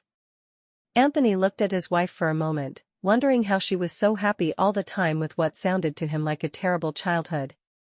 "Maybe next time then." "Of course," she said. "What do you like to have for breakfast?" He shrugged. "Mrs. Hamilton usually makes scrambled eggs with toast and bacon." "But you like having eggs other ways?" she asked. She could remember some breakfasts at the orphanage that she had loved, but they were always special meals that they had very seldom. "Yes, of course. Maybe tomorrow, I'll do eggs, bacon, and fried potatoes. I love to mix my egg yolk through my fried potatoes, and eat them that way." "That sounds wonderful," he said. Mrs. Hamilton nodded. "Expect me for breakfast tomorrow as well." "Do you like pancakes and Johnny cakes?" Amelia asked. He nodded. "I'm easy to feed. If there are meat and potatoes, with a meal, I'm happy." "I'm sorry I didn't think to serve either with breakfast this morning," Amelia said. "Tomorrow I'll serve both, and that should make up for it." When the boys came down, she put their eggs in the oven as they were using the bathroom. By the time they sat down at the table, their food was ready. As they looked down at the eggs, Sam looked confused. "Like this," Anthony said, dipping his circle into the yolk and eating it. The boys both tried it, looking happy. "Delicious," Sam said, taking another bite. Little Ethan followed suit, and though he didn't say anything, his whole face lit up as he ate his egg, and it was gone quickly. "Do you boys need more? Perhaps I should have made 3 for you to share." Amelia looked at them worriedly. Ethan rubbed his tummy.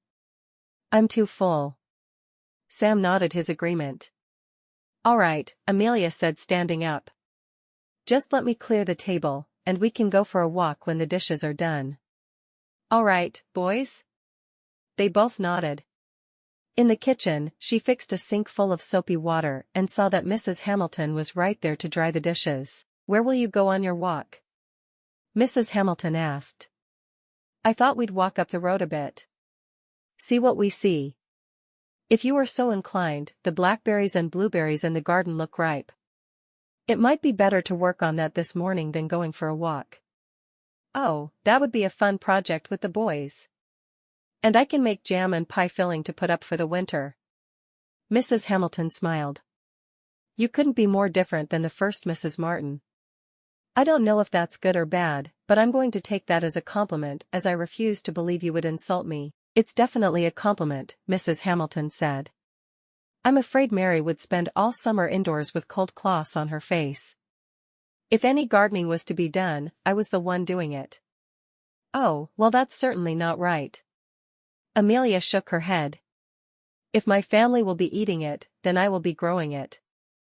I planted the blackberry bushes when she was expecting Sam, and I probably planted a few too many. I can never get them all harvested. The boys and I will help with that, Amelia said, smiling. Where would I find buckets to put the ripe berries in? As soon as the breakfast dishes were done, Amelia found 3 tin pails, giving one to each of the boys, and keeping one for herself. We're not going to take a walk, she told them, excitement in her voice. We're going to pick blackberries and blueberries, and then I'm going to make a blackberry pie for dessert tonight. The boys looked genuinely excited at the change in plans. They went outside, and she showed them how to tell if a blackberry was ripe. Now, I want to see more berries in the buckets than in your mouths, all right? The boys went through first, picking the berries, and she noticed many going into mouths instead of into the pails, but that was to be expected with 2 small boys. She found the ones they missed, putting them into her bucket. She only let herself try one berry. She so preferred blackberries to be in pie or jam. They spent the entire morning picking berries, which meant she picked berries all morning, and the boys helped for a while before ending up building things in the dirt on the edges of the garden. She didn't mind though, she was used to that sort of behavior from the younger children of the orphanage. When all 3 buckets were full, she told the boys they were going inside.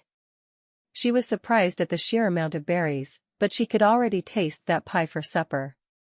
Hopefully, Mrs. Hamilton wouldn't mind if she took over the kitchen that afternoon, making pie filling. She'd wait for the next afternoon to make the jam. And she had yet to pick the blueberries. She'd never seen so many berries in her life. The orphanage had kept them fed, but treats were few and far between. Oh, how she loved her new family, and Texas. Chapter 6. Mrs. Hamilton was quite happy to let Amelia rustle around in her kitchen and make pie filling that afternoon. Trying to think ahead, Amelia made a huge batch of pie filling, using all 3 pails of blackberries. She'd still have plenty of blackberries after a day of cooking though. She felt like they'd barely scratched the surface, and it was glorious to see there wouldn't be a shortage of sweets. Amelia had never known such wealth. While she cooked, Mrs. Hamilton cleaned. The boys were tucked away in their beds for their naps, and Amelia took the opportunity to roll out a crust for the pie. When Mrs. Hamilton returned to the kitchen, Amelia asked about canning supplies. Oh, of course. I'll run and get them for you. When Mrs. Hamilton came back with the supplies, she immediately washed them and got them ready to use, while Amelia stirred her pie filling. She dipped a spoon into her mixture and tasted a quick bite after blowing on it vigorously. There was no burn like hot fruit burn. Oh, that's perfect. And we'll be able to have it throughout the winter. I'll put enough for 1 pie into each jar. We'll put enough for 1 pie into each jar, Mrs. Hamilton corrected. I'm starting to worry you're going to do all my work, and I won't have a way to make a living. Amelia laughed. It won't happen. I enjoy having you here too much. We work well together, and there will be times I'll need a lot of help. Amelia started spooning the pie filling into the clean jars. You have no idea how much you're going to be appreciated in this house. I already love it here, Amelia said. What are you making for supper? She'd noticed some steaks that looked to have been pounded to within an inch of their lives on the counter. Chicken fried steak, mashed potatoes, and green beans. I figure we'll do a blackberry pie for dessert. Oh, yes we will. There's a lot in that garden that's already ready to be harvested. I noticed that a lot of strawberries died right on the vine. I wish you'd had help before I got here. The boys picked enough for us to have a strawberry shortcake, and they filled their tummies a few times. Then I suppose it's not all a huge waste. Next year they'll be put to good use. Soon the jars were filled, and Mrs. Hamilton said she'd finish the canning process. I can't let you do all the work. Amelia laughed. I'm going to put on my bonnet and get some blueberries then. All of the blackberries aren't quite ripe, but they will be by the end of the week. I sure would like to have lots of both set aside for winter. Did you learn to garden and can at the orphanage? Oh, yes. It was part of what was expected of the girls. The boys did the weeding and occasionally, they would hunt for meat for our suppers, but mostly, they made sure the yard was kept up and the food was eaten. That sounds like boys. Amelia took the 3 pails and hurried upstairs to get her bonnet. She hadn't worn one that morning, and her face felt plenty hot now. As she went through the blueberries, she was again surprised at the sheer number of them she found. It saddened her how the garden had been neglected, and she knew that she and the boys had their work cut out for them. She filled only 1 pail before Anthony came home for the day. "Are you early? Or am I taking too much time?" she asked. "I'm a little earlier than usual. I like to stop early on Saturdays, to spend what's left of the day with the boys." He looked her up and down, finding the sight of her wearing a pretty blue dress and a white bonnet very appealing. She even wore an apron to cover her entire dress. As far as he knew, Mary hadn't owned an apron. "What are you doing?" "Harvesting blueberries. Mrs. Hamilton is finishing up the blackberry pie filling I made from the blackberries the boys and I picked this morning." She shook her head. "I hope you like blackberry pie because we're having it for dessert along with what she called chicken fried steak, which I've never even heard of." He grinned. "It's a dish that was created here in Texas on one of the cattle drives. As the cows walk, they get leaner and leaner, so they have more muscle, and the meat isn't as tender. So one of the cooks on the trail took some of the steak that had too many muscles and pounded it to make it more tender, and then dipped it in an egg wash and flour, frying it as if it was a chicken. Hence the name chicken fried steak. It's a well-loved meat around here. It sounds good to me. I've seen steak before, but I've never had the opportunity to try it. I'm sure I'll love it." She had enjoyed the small amount of beef she'd eaten. Usually when there had been meat for supper at the orphanage, it was chicken. They'd raised chickens, and when they had a rooster, it almost always went into the pot. "You can't live on a ranch and say you've never eaten steak." Anthony shook his head. "I'll ask Mrs. Hamilton to serve steak one day next week. You'll see how good it is. The brisket last night was very tasty. I'm sure I'll love steak." She kept picking berries while they talked. "I'm going to get a bath before supper," he said. "Then when the boys wake up from their nap, I'll be ready to play with them. You should probably stop soon. Your face is getting bright red. I forgot to wear my bonnet this morning. I'll do better next time." She carried the bucket of blueberries in as soon as it was full. Mrs. Hamilton had potatoes on to boil, and she was frying up the steaks. "I'm going to make blueberry muffins to go with our breakfast tomorrow," Amelia told the older woman. "Next time I want to watch you make the chicken fried steak. I'd never even heard of it, but from the way Anthony described it, I think I'll need to know how to make it on occasion." Mrs. Hamilton laughed. "Some men eat it for breakfast as well. It's a very popular dish here in Texas, I can see that. I even got a little history lesson on where chicken fried steak came from." The jars of blackberry pie filling were all spread out on the counter on towels. "I need to remember to label those tonight before bed." "I'll do it in the morning," Mrs. Hamilton said. "You're doing too much work. You need to pace yourself." Amelia shook her head. "Remember what I told you. Me being idle is never a good thing." Amelia noticed her pie was already in the oven, and she got plates down to set the table. It was nice to be able to work with another woman. She was used to having all her friends around her as she cooked and cleaned. It was what made the orphanage such a wonderful place to live. She saw the boys come downstairs, and they hurried to the parlor where she heard Anthony's greeting. "I heard you two helped your new ma harvest the blackberries this morning. Now we get pie." Amelia wasn't sure which boy said that, but she thought it was Ethan. He sounded very excited about pie. She popped her head into the kitchen. "How much longer for supper?" She wasn't overly hungry, but she knew her men all had an appetite. "About 30 minutes. I need to finish frying up the steaks, mash the potatoes, and get the pie out of the oven and cooling." Wonderful. And you'll eat with us again, Amelia said. Now that she'd asked once, she planned to include Mrs. Hamilton in every meal. Mrs. Hamilton smiled and nodded. I would love to eat with the family again. There were still some of the dinner rolls from the night before, but Amelia knew she'd need to have bread dough mixed up before church the following morning. How far is the church from here? She asked. It's a 10-minute drive. It's in the same building as the school. And do you know what time service is? Amelia asked. Starts at 10. Oh, good. That gives me plenty of time to do things in the morning. Mrs. Hamilton smiled. I think so too. When they sat down for their meal, Amelia was surprised that everyone put gravy on their chicken fried steak. You didn't tell me about the gravy, Amelia said, ready to lick her lips in excitement. There hadn't often been extra flour lying around for gravy at the orphanage. She loved gravy. As she took her first bite, she smiled. I like this. Mrs. Hamilton nodded and smiled. It's one of my favorites. Anthony looked at the older woman. My wife told me today that she's never eaten steak. Would you be willing to make steak for us next week? Yes, of course. I'll make anything you ask for. You know that. Except bread, Ethan said, as he popped a big piece of a dinner roll into his mouth.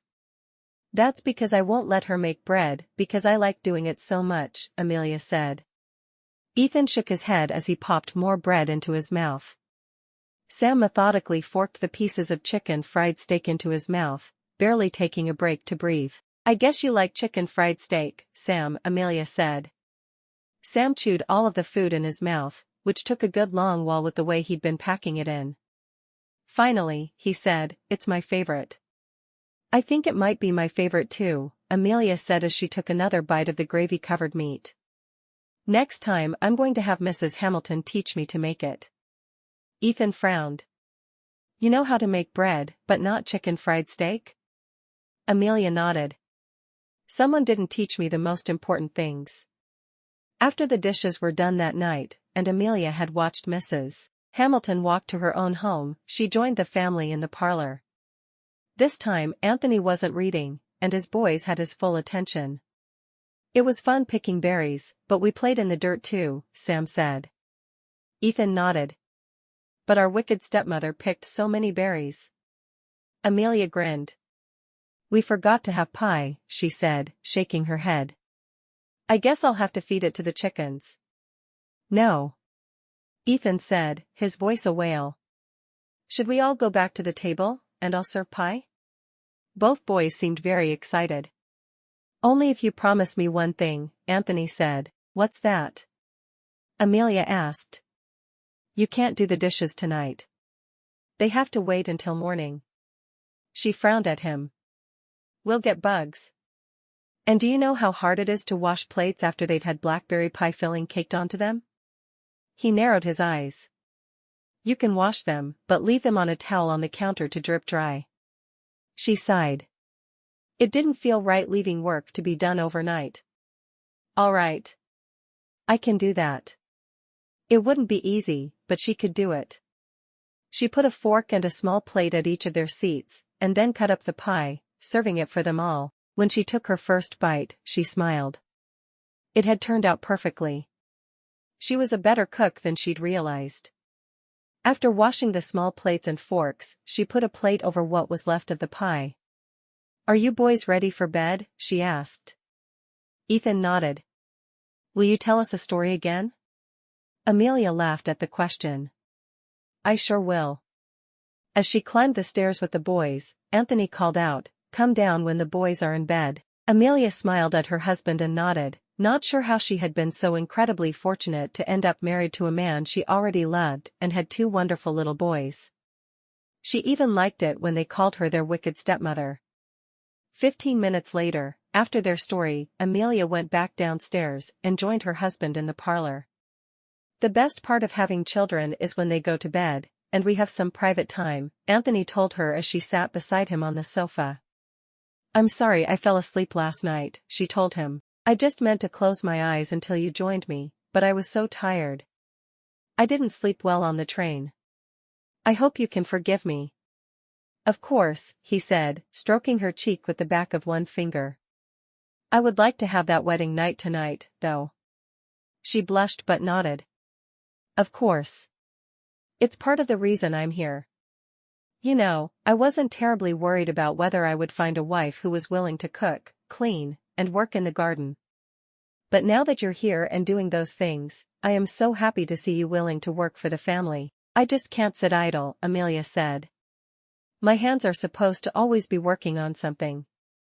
I'd love to find all your mending that piled up and go to work on it in the evenings. You don't always have to be working, he told her. She shrugged. I feel like I should. Every once in a while, it's good to have fun and to enjoy one another. He stared deeply into her eyes. I haven't even really kissed you yet. I didn't want our first kiss to be in front of the pastor and his wife. She smiled. I didn't either. I've never been kissed, so it was something I was hoping to enjoy in private. No one needs to watch. He grinned, tilting her chin up with one finger. When his lips lowered to hers, she let out a gasp of surprise. It was no wonder they weren't allowed to kiss in the orphanage. It felt much too good for everyone to just be running around doing it with anyone they chose. She put her arms around his shoulders and held on to him, hoping the kiss would last forever. When he broke off the kiss, he stood and took her hand. I think it's time for us to go to bed, she nodded, ready to follow him to the ends of the earth. Chapter 7. Amelia's heart felt as if it was pounding out of her chest as she stepped into the bedroom and Anthony closed the door. As usual, when she was nervous, she started talking. So am I supposed to put my nightgown on with you in the room? Or should I wait for you to go and put it on? What's the right way to do? His mouth closed over hers again, cutting off her words. While they kissed, she felt his hands all over her, and then she realized he was unbuttoning the front of her dress. Was he going to put her nightgown on for her? Oh, she wished she knew what she was supposed to be doing. When his hand slipped inside her dress, and cupped her breast through her petticoat, she forgot all about what she'd been thinking and simply kissed him back. Her fingers went to the front of his shirt, and she began liberating the buttons from their holes. She didn't know or care if it was the right thing to do. She wanted to feel his bare flesh against hers. Just as she pushed his shirt off his shoulders, she felt him push her dress down. Standing before him in just her petticoat felt nice. She'd never taken to wearing a corset because she was naturally slender, and the orphanage hadn't been willing to pay for one. When they'd been donated, they'd gone to the girls who needed them more than she did. She felt her petticoat being unbuttoned and broke free. My nightgown is on the dresser.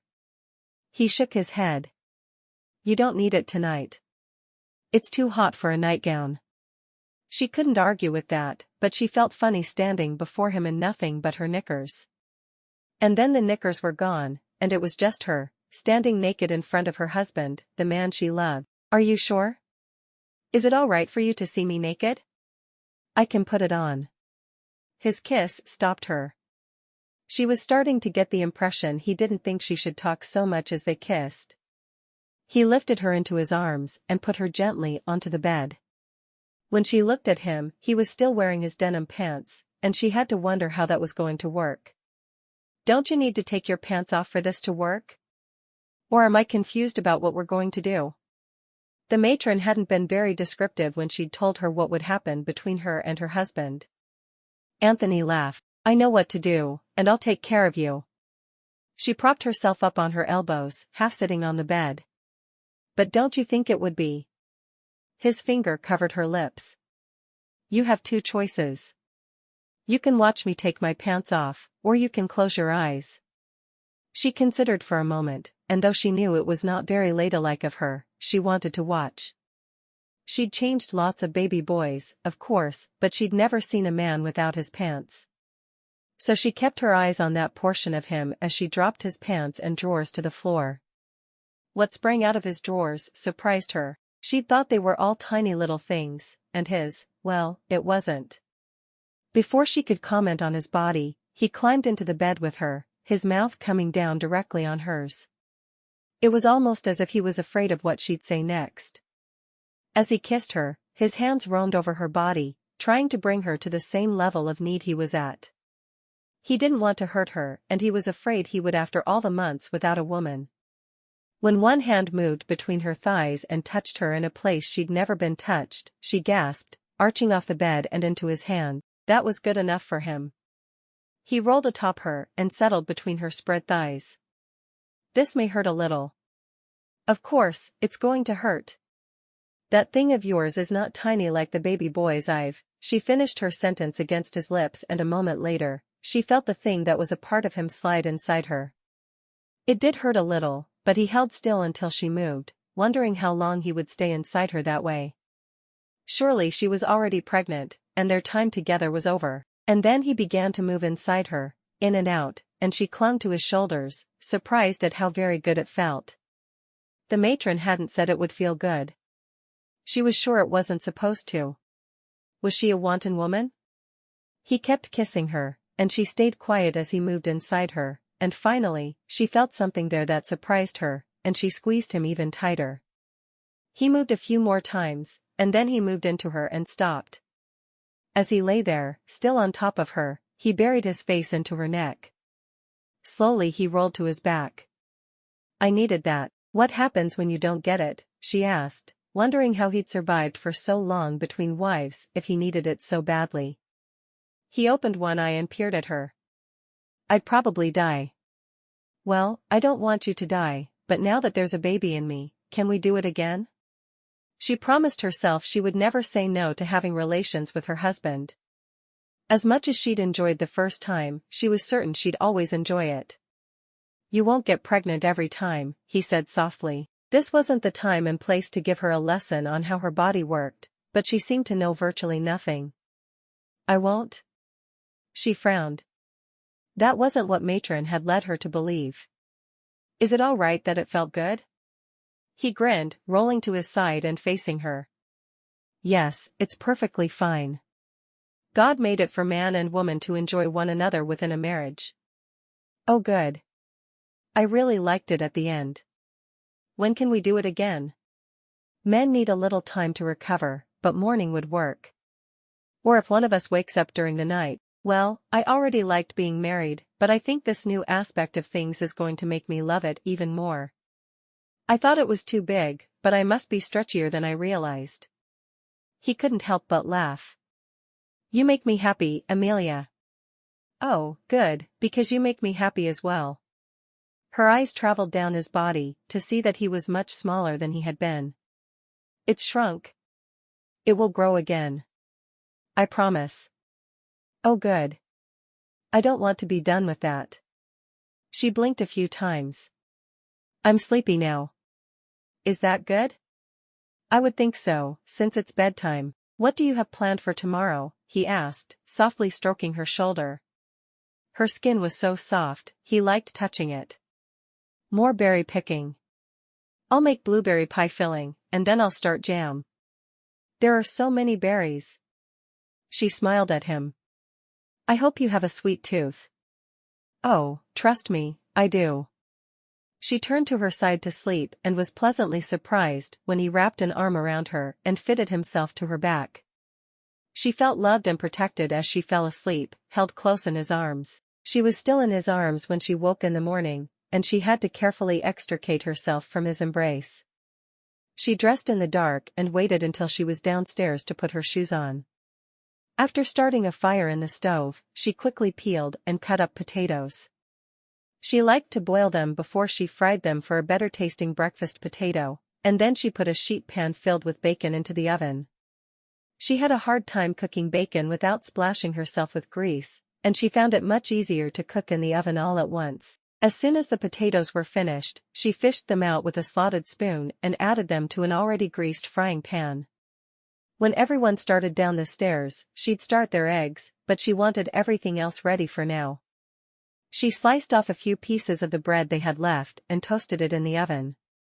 She stood over the stove, stirring the potatoes to keep them from burning. When they were finished, she put them into a bowl beside the stove, wondering when the family would join her. She heard footsteps on the stairs, and when Anthony came into view, she asked how he wanted his eggs, then hurried into the kitchen to fix them for him. Pulling the bacon from the oven, she added bacon and some of the potatoes to his plate before taking up his eggs and putting them on the plate as well. "Were the boys stirring yet?" she asked as she put the plate on the table in front of him. He nodded. "They both like their eggs the same way I do," he said, watching as she hurried back into the kitchen to start an egg for each boy. She dropped her eggs into the same pan, thinking she could get up to cook Mrs. Hamilton's eggs, or she could fix her own. Amelia would be happy either way. It felt good to do for the older woman who was always taking care of everyone else. She just sat down with the boys and her plate when Mrs. Hamilton came in. "How do you want your eggs?" Amelia asked. "I'll make my own eggs," Mrs. Hamilton said. "There's no need for you to get up." Amelia had put a pile of buttered toast in the middle of the table, and everyone grabbed what they wanted. Amelia enjoyed her breakfast immensely. "This bacon is so good." Anthony smiled. "There's a hog farmer up the street. I trade him beef for bacon and ham. It all works out for us both. Well, the next time you see him, tell him how very good his bacon is. He'll be at church this morning." Mrs. Hamilton said church starts at 10. "Could you get the boys into the tub this morning while I mix up dough for bread? That way it can rise while we're at church." Anthony nodded. "I'm happy to help." "Oh, good. I want to pick more berries today as well." He shook his head. "No. I want you to spend the day with the boys and me. You can pick berries tomorrow." She bit her lip. "I really can't sit idle." "What do you want to do?" "Let's go for a drive." "Mrs. Hamilton, would you mind if we had supper in town this evening? The diner in town has steak, and I think my wife has lived longer than anyone should without trying it." Mrs. Hamilton nodded. "I'll even bake the bread and make jam from the blueberries while you're gone." "Oh, that sounds delicious," Amelia said. "But I don't want to leave you here to do all the work yourself." Anthony shook his head. "You know she works here, and you're my wife, right?" "I have somehow figured that out along the way," Amelia said. She fretted about what to do while they were driving. She knew it would be a full hour there and an hour back. "I'll take my knitting along." He frowned. "Why?" "To keep my hands busy. I'm sure the children need new socks anyway." He shook his head. "You really won't sit idle?" "I can't. Something happens in my brain and it wants to explode when I don't do anything. It's my job to always stay busy." She tilted her head to one side. "Maybe that's why Matron liked me so much. I was always looking for more chores." He sighed. "We need to teach you to relax. Don't you ever just sit down with a good book?" She shrugged. "For an hour or two, but then I need to get up and move around." "And have you seen the garden?" "There's so much to do. We're going to town." "Take your knitting if you have to." After the breakfast dishes were done, Amelia mixed up the dough for the bread, kneading it on the counter. "I hate leaving you alone all day," she whispered to Mrs. Hamilton. "I like having days to myself from time to time. I wouldn't like it all the time, but I'll be fine for today." "Oh, good. I don't want you to feel left out." "I don't." She took her turn in the bathtub a short while later, washing her hair and brushing it dry. She put on her new white dress that she had yet to wear. "I was going to wear this for our wedding," she told Anthony when he complimented her on it. "But you were in a hurry, so I didn't even ask to change." "It's beautiful, and so is the woman inside it," he said, leaning down to kiss her softly. "I sure did enjoy our time last night," she whispered. He nodded. "I did too. We'll have to make a habit of doing that." "Oh, good. That sounds like a lovely activity." At church, he introduced her to the other ladies who were there. Only about 10 families attended the church instead of going all the way into Midland, but they seemed like a good mix to her. The boys had friends they played with after the service, and she found the other women very friendly and kind. "Mary was my closest friend," one woman said. "I know Anthony and the boys will always miss her." Amelia nodded. "They do miss her a great deal." Just then, Ethan came and tugged on her dress. Wicked stepmother?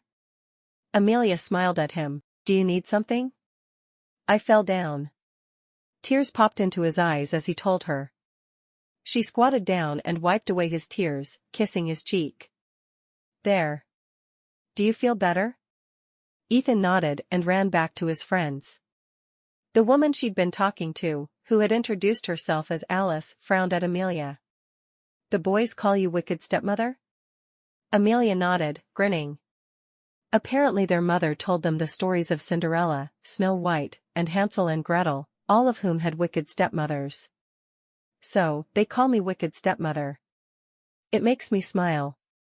Alice frowned. I wouldn't take that with a smile. I would ask them to call you Ma or Amelia. I really think it's cute. They can call me whatever they want as long as they come to me when they're hurt or upset. Why would it matter? The other woman gave her an odd look as she moved on to talk to someone else. Amelia didn't mind though. She hadn't found Alice to be overly nice anyway. Chapter 8. As they drove toward town, Amelia mentioned how Alice had reacted to the boys calling her wicked stepmother. I think it's funny, and I love it, but she seemed to think it was wrong that I even let them call me that. Anthony shook his head. I think you would have let the boys call you anything they came up with, and you'd have liked it. Alice is, well, she's more like Mary was. Everything has to be perfect in every way, but she's not willing to lift a finger to make it perfect. He shook his head. I don't know how I thought that was acceptable behavior for a wife. Because you loved her. Amelia said. Sometimes, you see people through rose-colored glasses, and you only see what's good about them, and I think that's a wonderful thing. It means you care about them deeply. You see me for who I truly am, because you had no feelings for me when we married. You'll love me soon, but I can wait. Anthony blinked a few times. Only Amelia would tell him he would love her soon. She was special, but he wasn't certain if she was special in a good, healthy way. Oh, she lifted his spirits more than anyone else could, but if a man tried to break into their house and hurt her, would she offer to cook him a meal so he'd have more strength for his plans? That may be it, he said. The boys were both in the back of the wagon, and Amelia turned to see if they were all right. Both were lying down in the wagon, and they were talking softly to one another. The boys looked content. Do you make this trip with them often? He shrugged. We made it more often before their mother died. She wanted to be able to be around more people than our little country church can accommodate, so she'd beg me to take her to church in town. We went to our country church every other week, and then to the church in Midland every other week.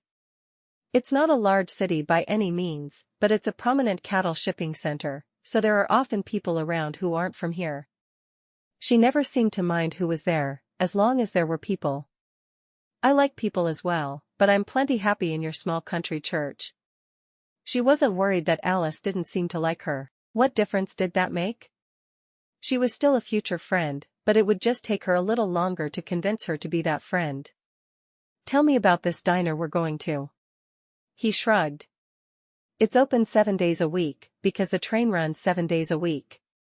We came here after church most weeks that we came to the church here. They serve a variety of things, and it's mostly people from the train who come here. They'll have an hour or two to pass, and this is a good place to do it. And you always get the steak? She asked.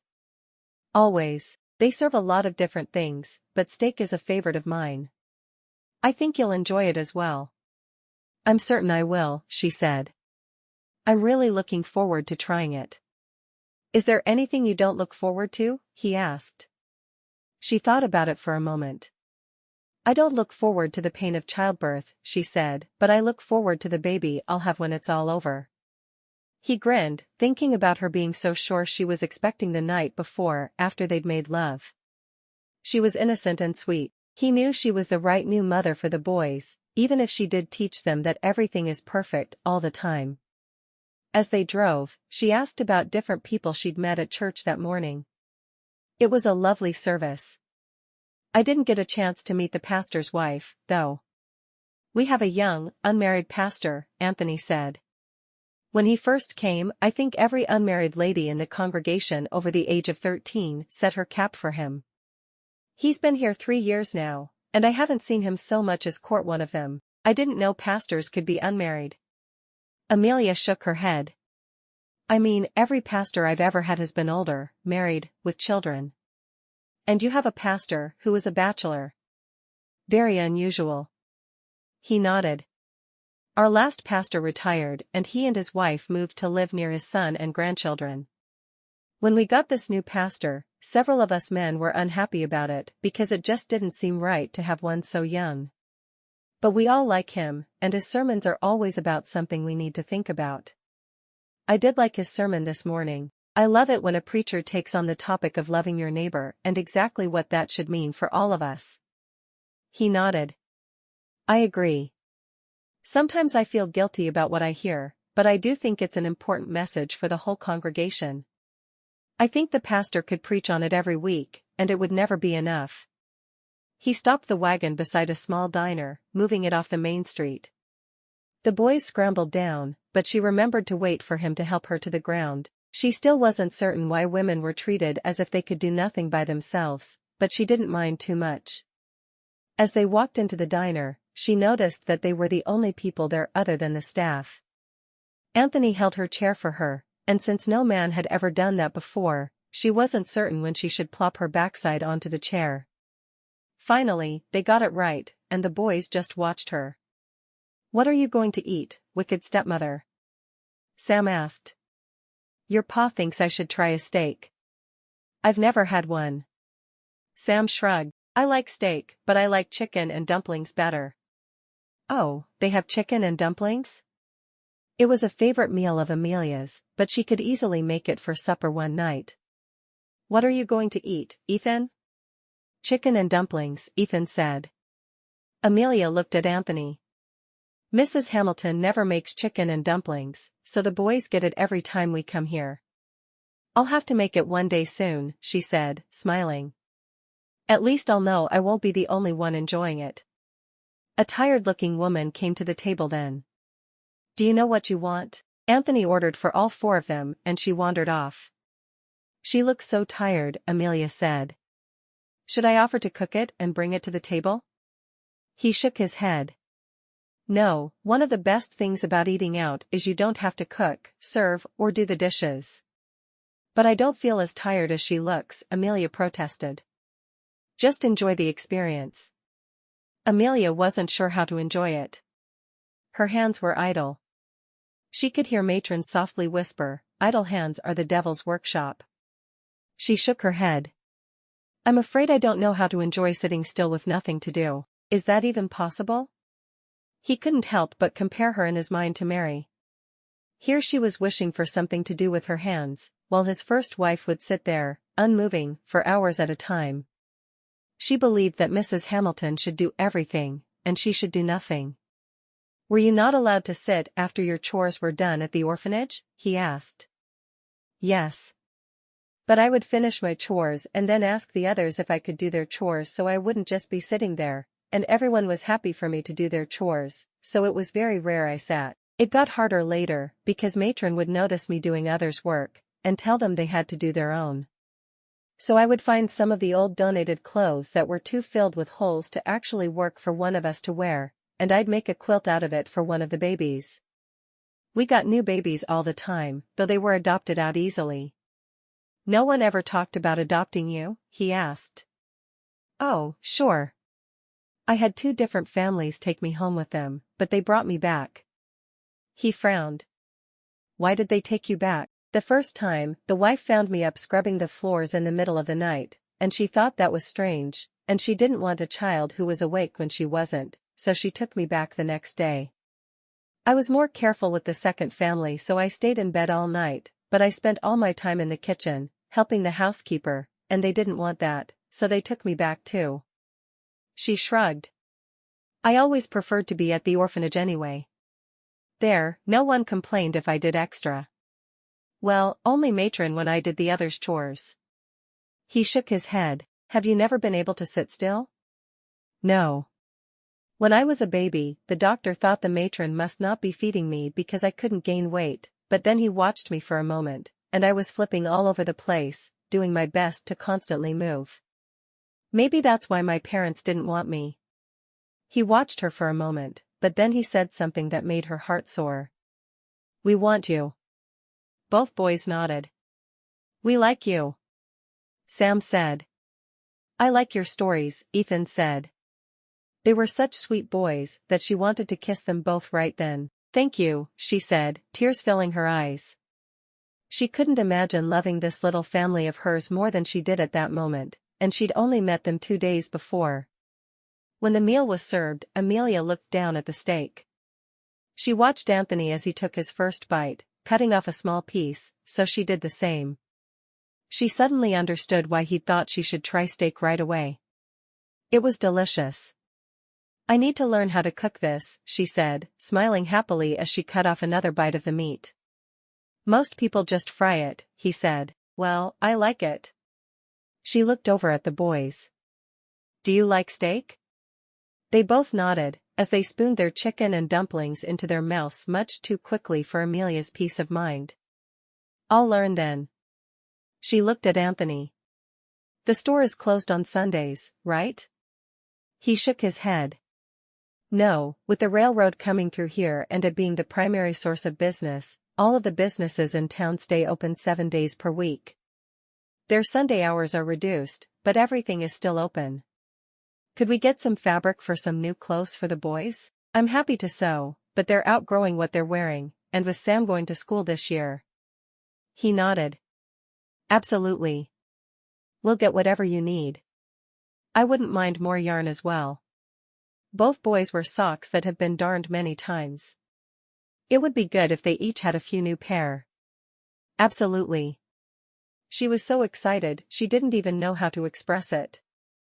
Now when she joined the family in the parlor in the evenings, she would have work to do and wouldn't feel so lazy and uncomfortable. After he'd paid, they walked to the store, which was very close. There weren't a lot of places within Midland that weren't in walking distance. The whole town had been built on the railroad, and every business was close to the train station. She let the boys pick their favorite colors for their shirts, and she bought the fabric to make 2 pairs of pants for each of the boys, but she chose brown and gray for those. They wouldn't show as much dirt, and the colors would go with whatever color shirt they wanted. She let them choose their yarn colors for socks as well, preferring to have each boy in a different color so their socks wouldn't get confused. She added thread and buttons to her order as well. There. Now she would have things to do in the evening, and the boys would be well dressed for school. Anthony carried everything to the wagon for her, looking at the large pile. You're going to be busy for the next year doing all this. She laughed. If I didn't have the garden and canning to think about, it would all be done in a few weeks. But with the garden I will definitely have it all done before school starts. She looked at Sam. Are you excited to start school? He shrugged. I don't know. Can you read yet? She couldn't believe she hadn't thought to ask him that. He shook his head. Then I'll teach you. We'll set aside 20 minutes every day, and I'll get both you boys reading in no time. Anthony helped her into the wagon. I want to say you're biting off more than you can chew, but I've seen what you can do in a day. Just don't get sick from doing too much. She laughed. I'm more likely to get sick from not doing enough. I love to work. Don't think I haven't noticed, he said. When they got home, she wanted to start cutting out the fabric immediately, planning to use their shirts as a pattern, just adding an inch or two to everything. Instead, Anthony talked her into working in the garden with him. You've been doing a great job getting everything harvested, but I think we should do it together. The boys were napping, so she smiled and nodded. With the 2 of them working together, they were able to finish harvesting the blackberries, having to empty their pails several times into the kitchen. He shook his head. I think Mrs. Hamilton may have planted too many blackberries. She laughed. You're talking to a girl who was raised in an orphanage. There are never enough sweet treats around to keep me satisfied. I want pies, and muffins, and jam. We're going to have a wealth of canned goods this winter, and we will not run out of sweets. It sounds to me like you had a dismal childhood, he said softly. she laughed. I lived with all my close friends, and it was truly a glorious way to grow up. I don't think I would have been nearly as happy growing up with parents. Chapter 9. A month later, Amelia still loved her new family, though this time she loved them with even more knowledge of what wonderful people they were, which made her love them even more.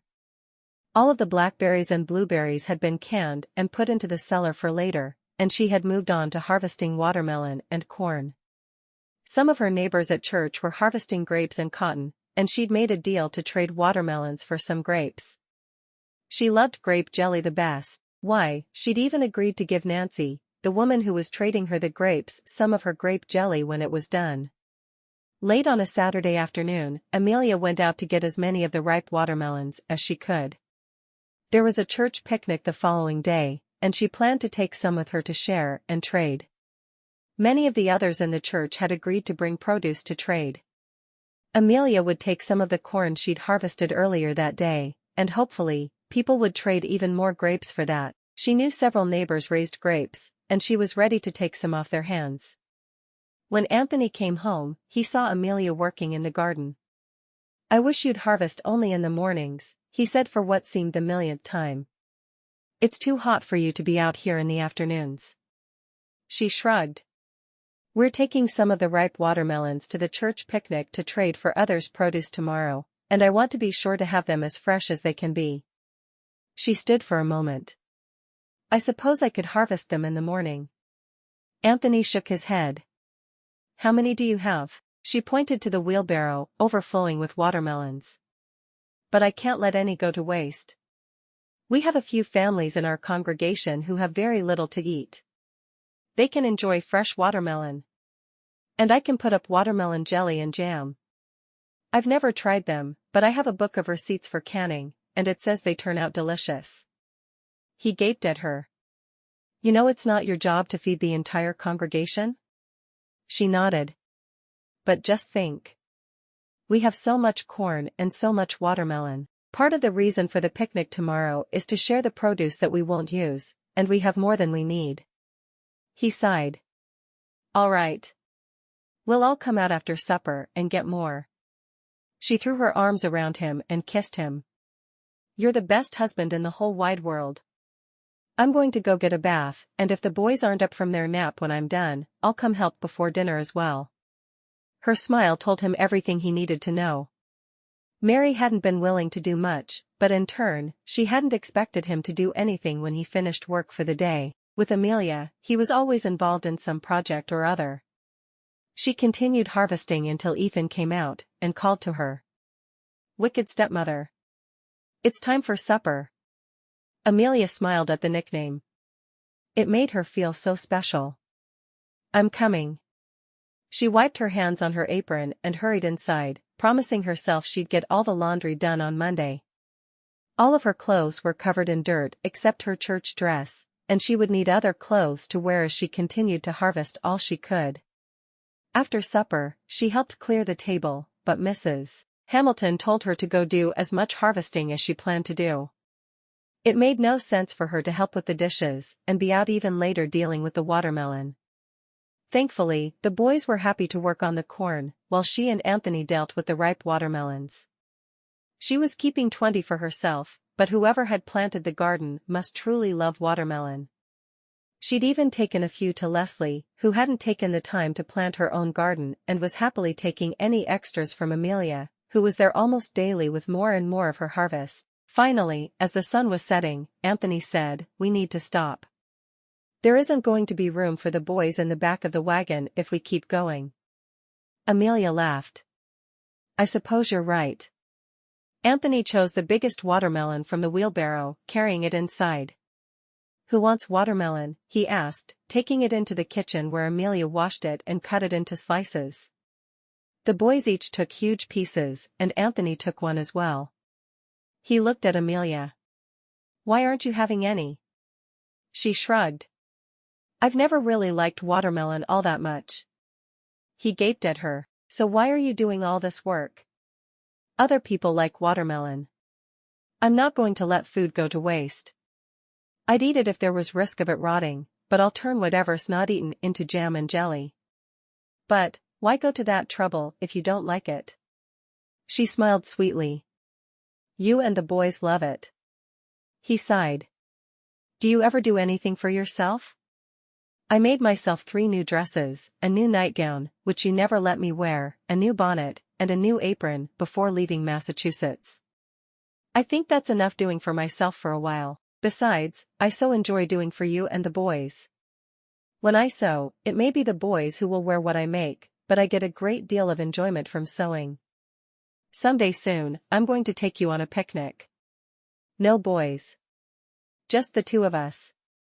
And I'm going to show you it's possible to have fun just for the sake of having fun. That's what you don't understand, she said. I have fun with whatever I do. He shook his head, wishing he could get her to understand. He'd have to do it later, though. The following morning, she was so excited about the produce exchange and picnic. No one was supposed to take money, because it should all be trade. She took some of the jams, jellies, and pie filling she'd already put up and many ears of corn, as well as the huge amount of watermelon. She was so antsy in church that Anthony had to tell her to quit fidgeting. I'm just so excited, she whispered back. He nodded. This was the first time their church had done a produce exchange like this, and he was certain she'd had a hand in planning the whole thing. As soon as church was over, she hurried outside, spreading a quilt she'd found in a trunk in the room she shared with Anthony. Then she took the picnic basket out, smiling as she stroked it.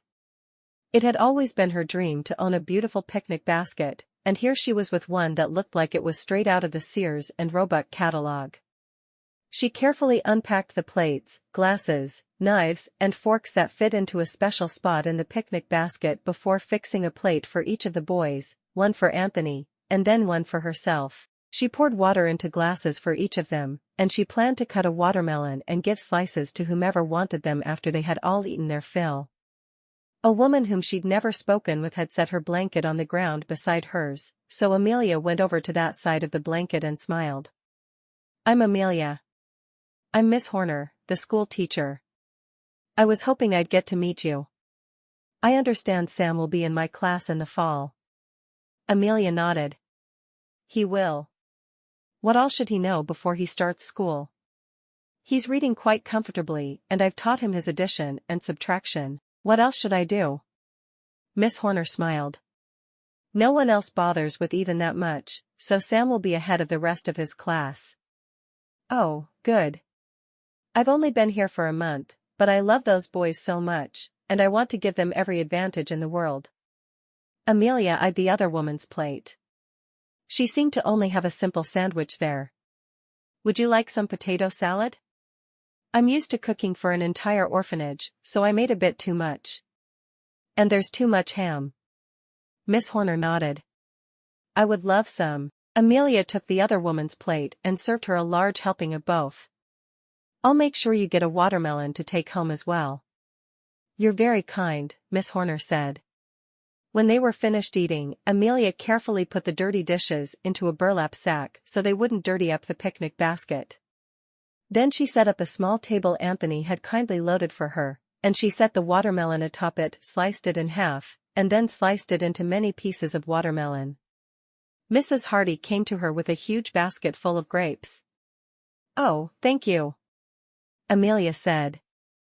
Watermelon and corn? Just corn? Just watermelon? I even have some blackberry pie filling and some blueberry pie filling all made up and ready. And some jam. Some green beans already canned. And lots of potatoes. Mrs. Hardy rubbed her hands together. If I bring one more basket of grapes, can I choose some of everything? Oh, that would be wonderful. I'm so excited about getting grapes that I just can't tell you how happy this is making me. I'll be right back. A small line was forming for Amelia, and she couldn't be happier. She gave everyone a slice of watermelon, and many people wanted to trade. I made some strawberry preserves that I would love to trade for watermelon or corn, whichever you want. Amelia smiled. If I can have 6 cans of preserves, I'll let you choose some of everything we have. I've got blackberry pie filling and jam. Blueberry pie filling and jam. Watermelon and corn. Oh, and Mrs. Hamilton and I canned some green beans as well. There's a bit of bacon in them, so I hope you don't mind that. Potatoes too. The woman smiled happily. Let me go get the preserves, and then I will shop your wagon. Thank you. Amelia called to her as she gave watermelon to 2 more children. The next family that was there simply took watermelon, but didn't offer anything to trade. Did you have a bad crop? The woman nodded. All of ours caught fire.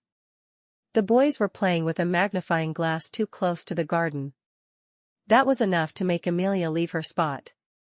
She'd brought large burlap bags for this purpose.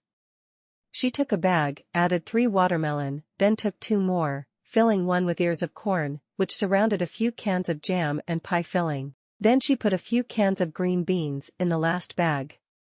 She handed everything to the woman who was in front of her. I don't have anything to trade. Amelia thought about just giving the bags filled with produce to the woman, but instead, she said, I could use some help weeding one morning this week. If you'll help me weed for 2 hours, you can take all this with my blessing. Mrs. Wilson had tears in her eyes when she hugged Amelia. This means so much to me. I understand, Amelia said. I was brought up in an orphanage.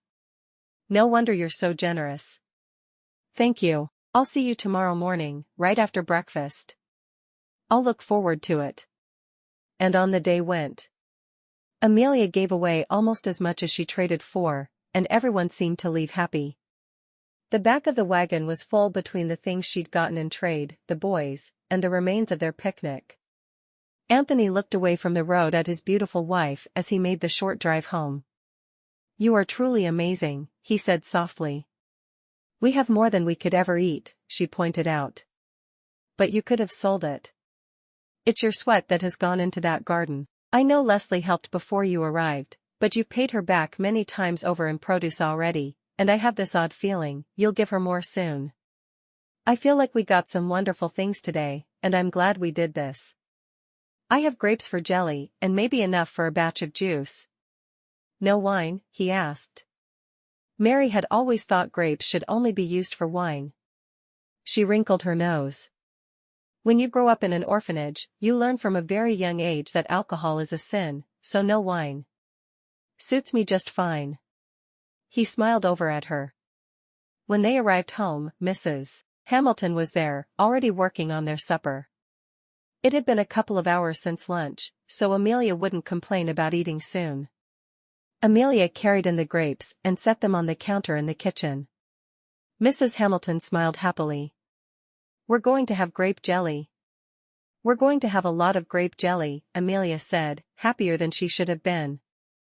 It's so easy to find people willing to trade for what we have when I want what they have. I love it here.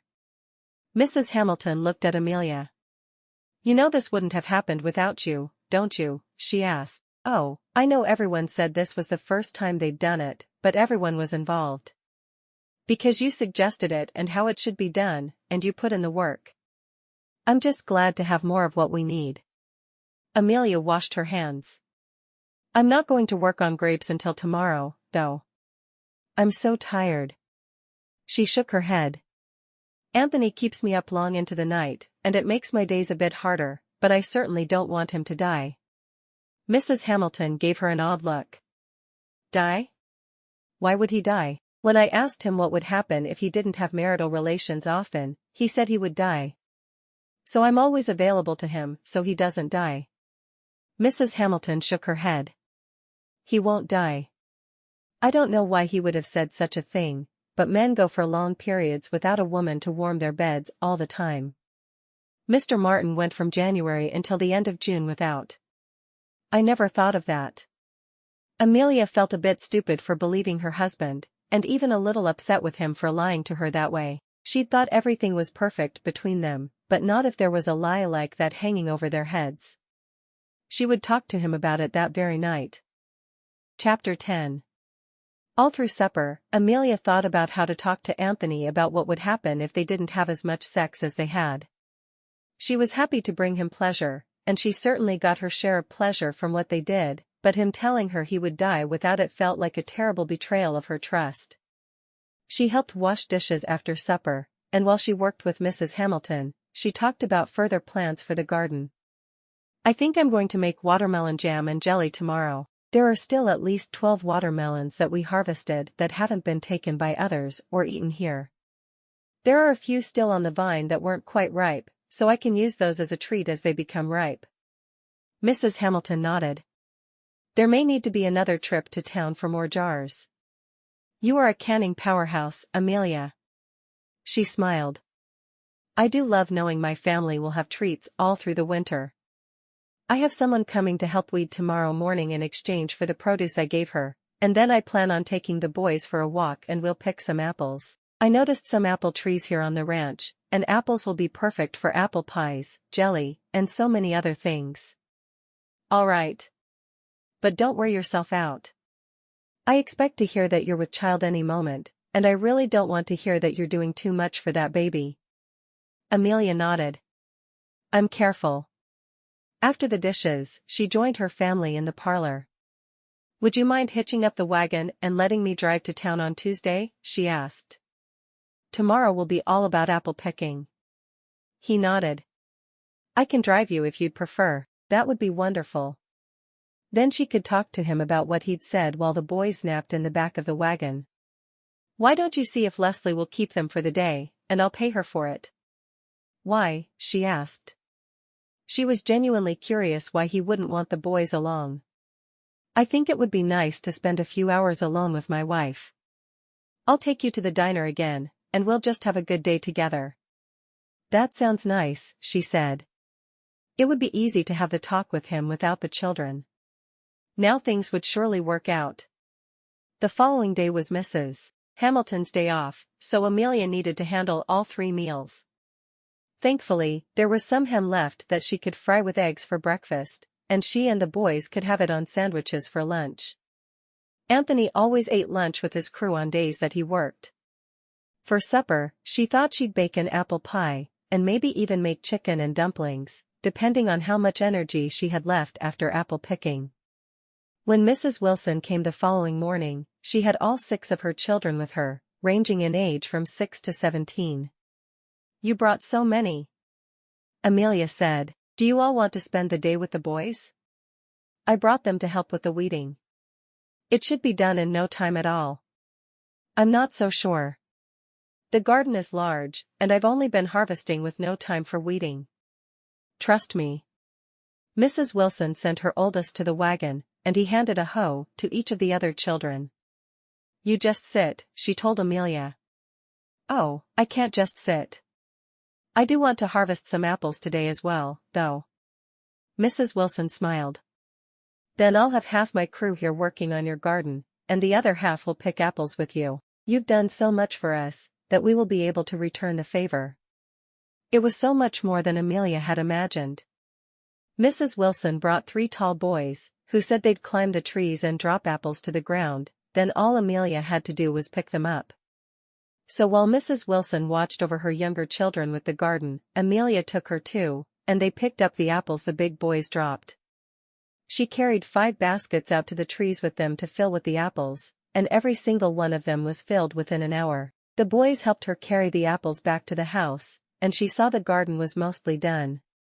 After putting the baskets of apples onto the porch, the boys picked up hoes and got to work with their mother and siblings. Amelia went into the house and filled a burlap sack with apples, giving the other family half of what they'd just harvested, and she promised herself she would take them applesauce and apple jelly, and part of everything else she harvested all summer. Amelia went to Mrs. Wilson. "I filled a sack with apples for you and your family, but I can't quite lift it now that it's full. Could you have one of the boys put it into the back of your wagon?" "You can't give us more. We're here to pay you for what you've already given us," Mrs. Wilson said.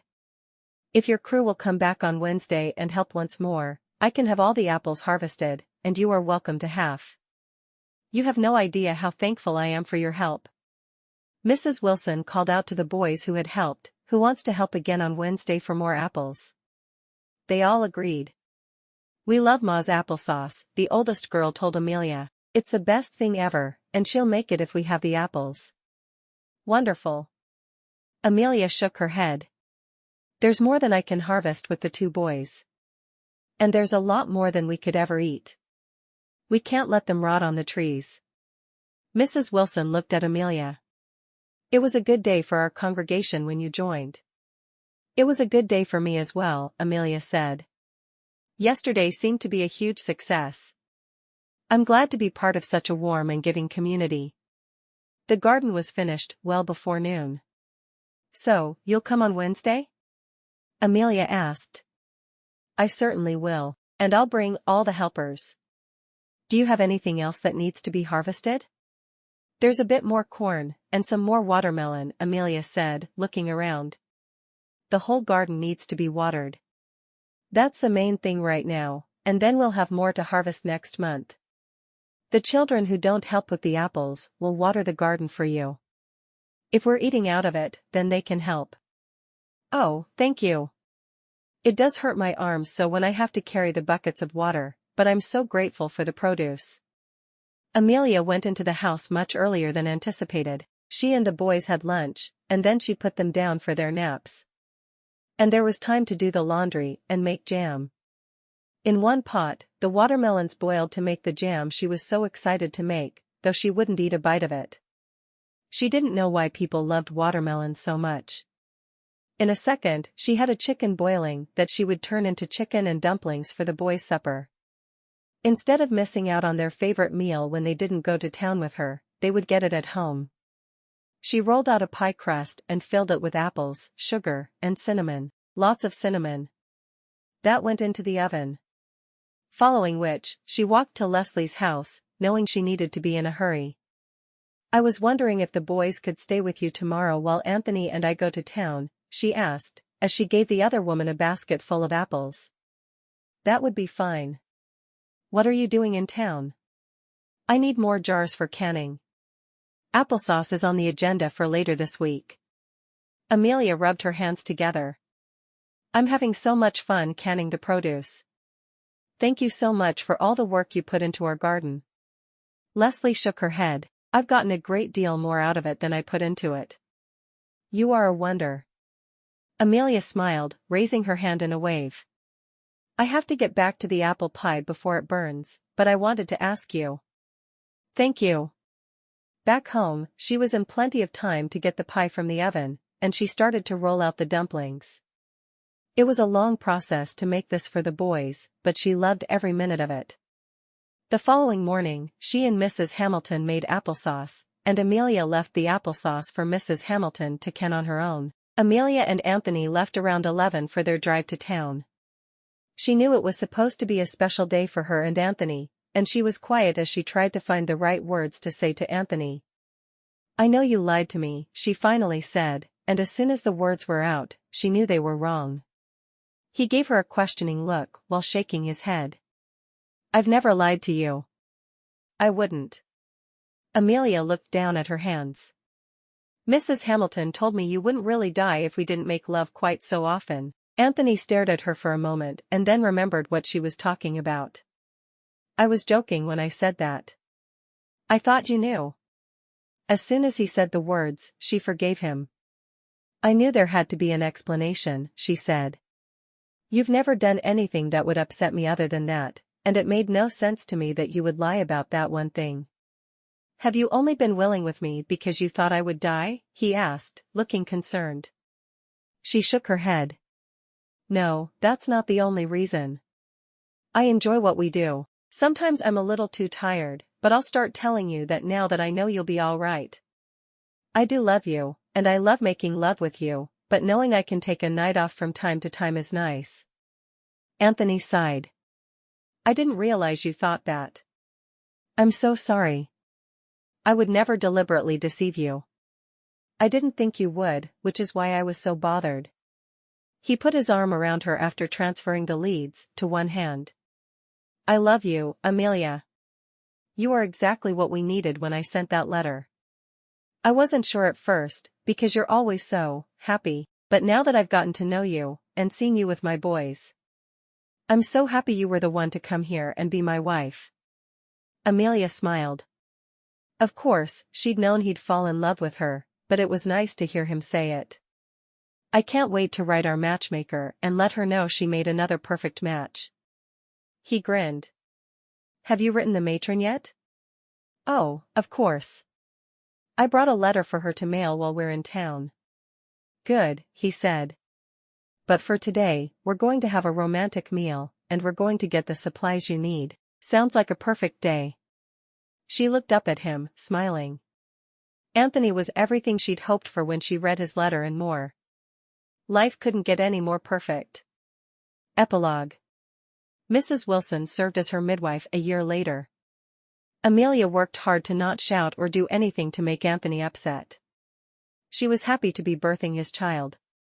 One more big push, Mrs. Wilson said, and Amelia complied, so happy to hear the baby cry. It's a girl. Amelia immediately wept. A girl. I have a daughter. You do, Mrs. Wilson said. She gave the baby to Mrs. Hamilton so she could finish up with Amelia. You need to stop pushing. Amelia frowned. I can't. A few minutes later, there was another child born. Another girl. Twins? Amelia asked, feeling a bit dazed. Mrs. Wilson laughed. Twins. My first set of twins I've ever delivered. But, I didn't know there were two. I didn't either. After a short while, Mrs. Wilson said, You're as presentable as you're going to be. Do you want to hold your daughters? Amelia nodded. And I want to see my family. You did great, Mrs. Wilson said as she slipped out the door, giving Amelia a moment alone with the babies. Less than a minute later, Anthony came back into the room with both Sam and Ethan beside him. They hadn't been told about the twins, so Anthony stopped and stared for a moment. I should have known you would have to have two. Amelia grinned. Aren't they beautiful? Both girls.